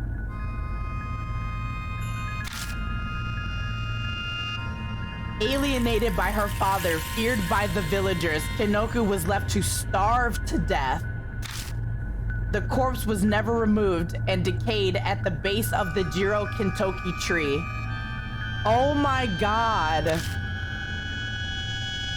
Kaneko could be heard worrying over her precious little brother all the way up into her death. After Kaneko's death, the Jiro tree she was tied to inexplicably died. After the loss of the two sacred cedars, Kintoki village was repeatedly struck by lightning.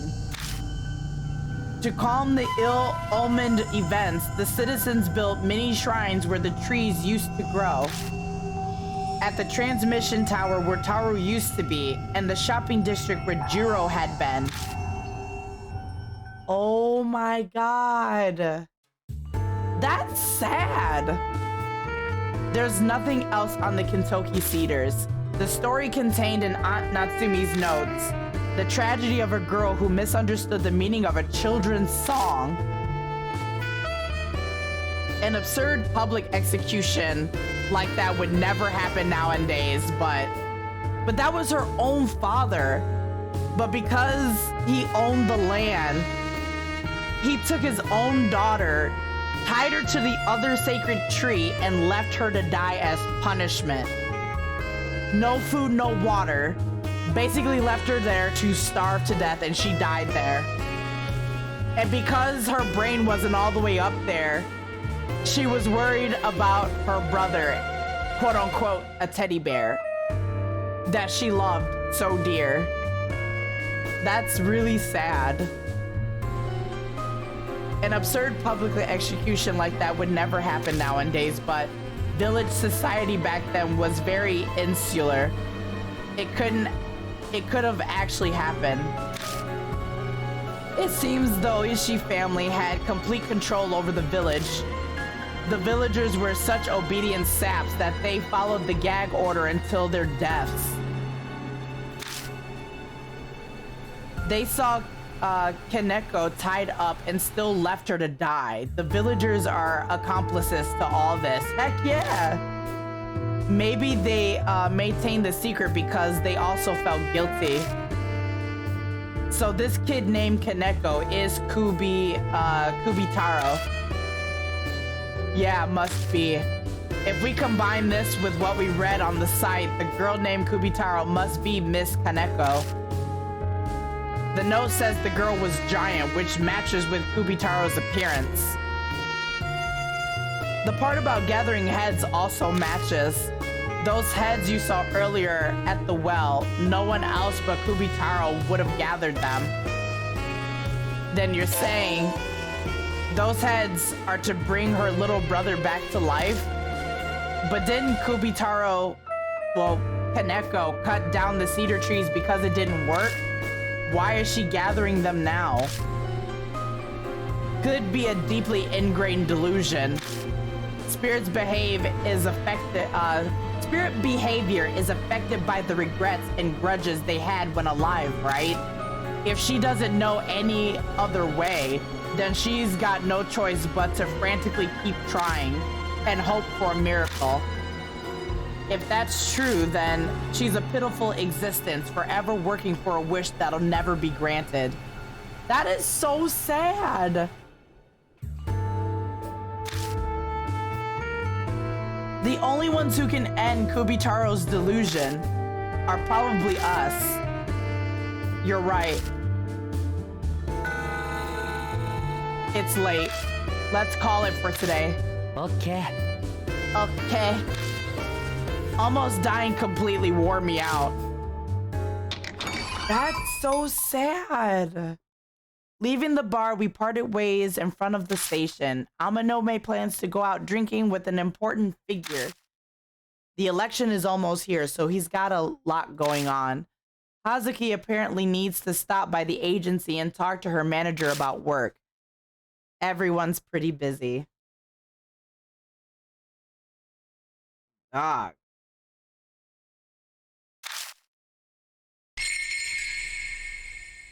Spirit Fowl, Kubitaro! Alright. One who cut down trees, landowner Oishi's daughter Kaneko, not bright, nuisance. You know what? I kind of want to look this up really quick. Let's see.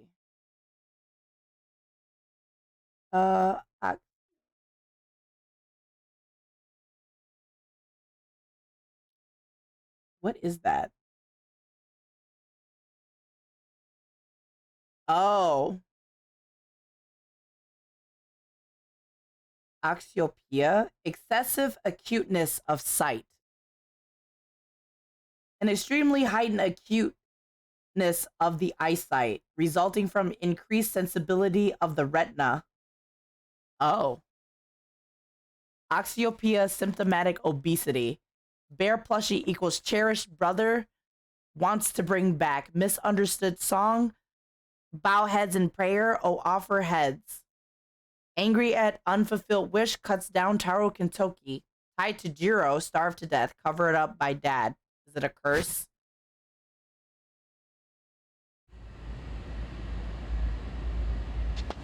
That is freaking messed up. I can tell you that much.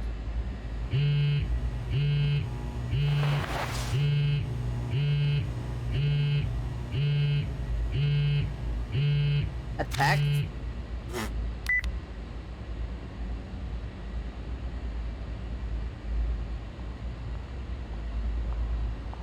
Okay. Upon the message, freaking D-Gray Man. D-Gray Man, how are you? It's D-Gray Man. I prepared your next riddle. Decipher it to receive your analysis record. Search the monster that counts the burning air. That counts the burning air.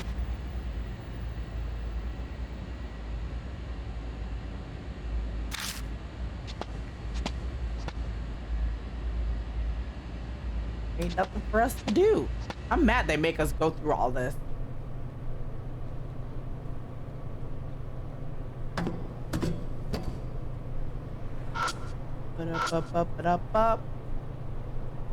Kind of made sense.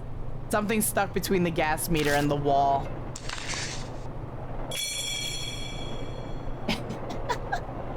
Yeah. I lower my gaze to the writing on the card. A scary rumor from K-City. Adjacent to Shinza, a young woman in a red raincoat appears on rainy days. Hey, that was the secret chapter in Deathmark. A young woman in a red raincoat appears on the rainy days in the red light district. She asks men, tell me, are you? And lures them into the hotel, but do not accept the invitation. Those who do go missing, then go crazy and commit suicide after. My assistant, M, played a large role in uncovering the truth of this rumor.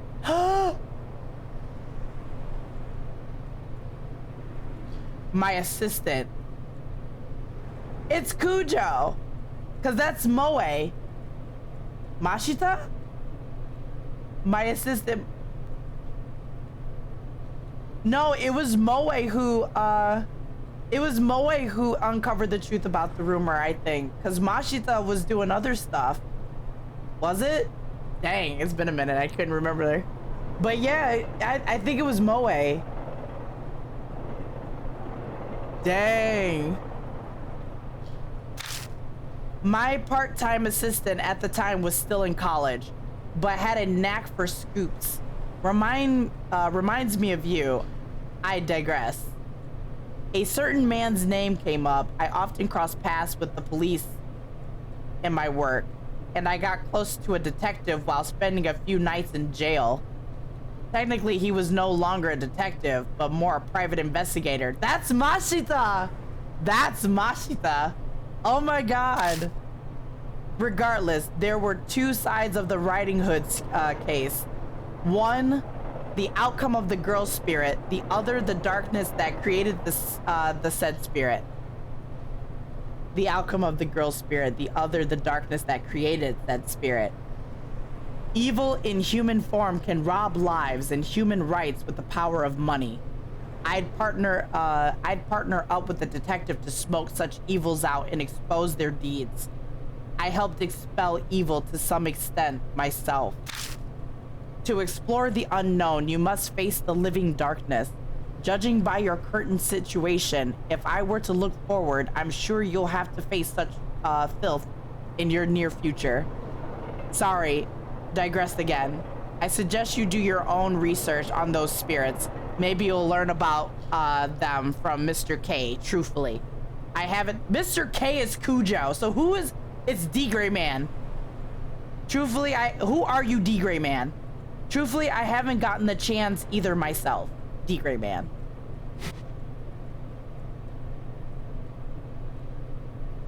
Is he mocking me? Taunting me with the fact that he knows where I live? Too much effort to worry about it. Might as well go home. Man, I'm tired. Think I'll just go to bed after my shower. I think just a shower today, too.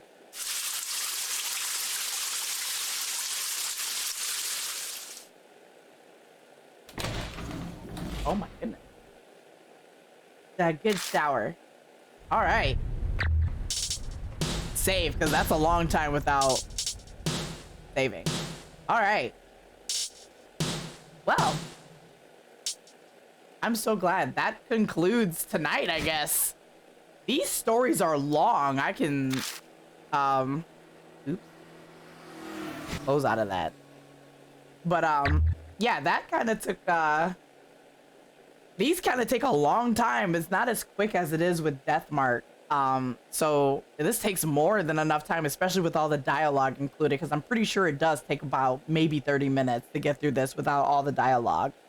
But, we're getting close, so I'm guessing this next half will be to take on the sad ghost kid. This one's actually really sad, and it's kind of messed up to know that that happened to her, and it was the fact that she wasn't all okay upstairs. But obviously back then, what could you do? Like, they probably thought she was just dumb, probably freaking possessed something, and because of it, she had to pay for it with her life because she didn't know any better. And that's what makes it sad. But her father didn't want to fucking put up with that, and basically tied her up to a tree because he didn't want to look like a fool because of their family name, and basically killed his own daughter. And then, mind you, she was left to think about her brother, basically a well-loved teddy bear that she believed to be her brother, something that she cherished the most and was worried about it all the way up until she died. And now she is currently, as a ghost, her grudge, angry for one, probably at her dad, and two, still consistently trying to take heads to bring back her quote-unquote brother, which is a teddy bear. So even after death, she still tries to bring him back, but knowing he's not gonna come back. You're already dead, and he never existed. That is sad. But shoot, next week is we'll end up finishing it and keep pressing forward. I want to thank you guys for watching, and thanks for the raid. Everybody who came in, thanks for watching. All the new party members that joined, I'm so happy. Thank you guys so much. And I hope I see you guys more next time, because this is getting really good and this game is actually very enjoyable. And I'll see you guys next weekend, okay? Good night, guys. Good night, guys.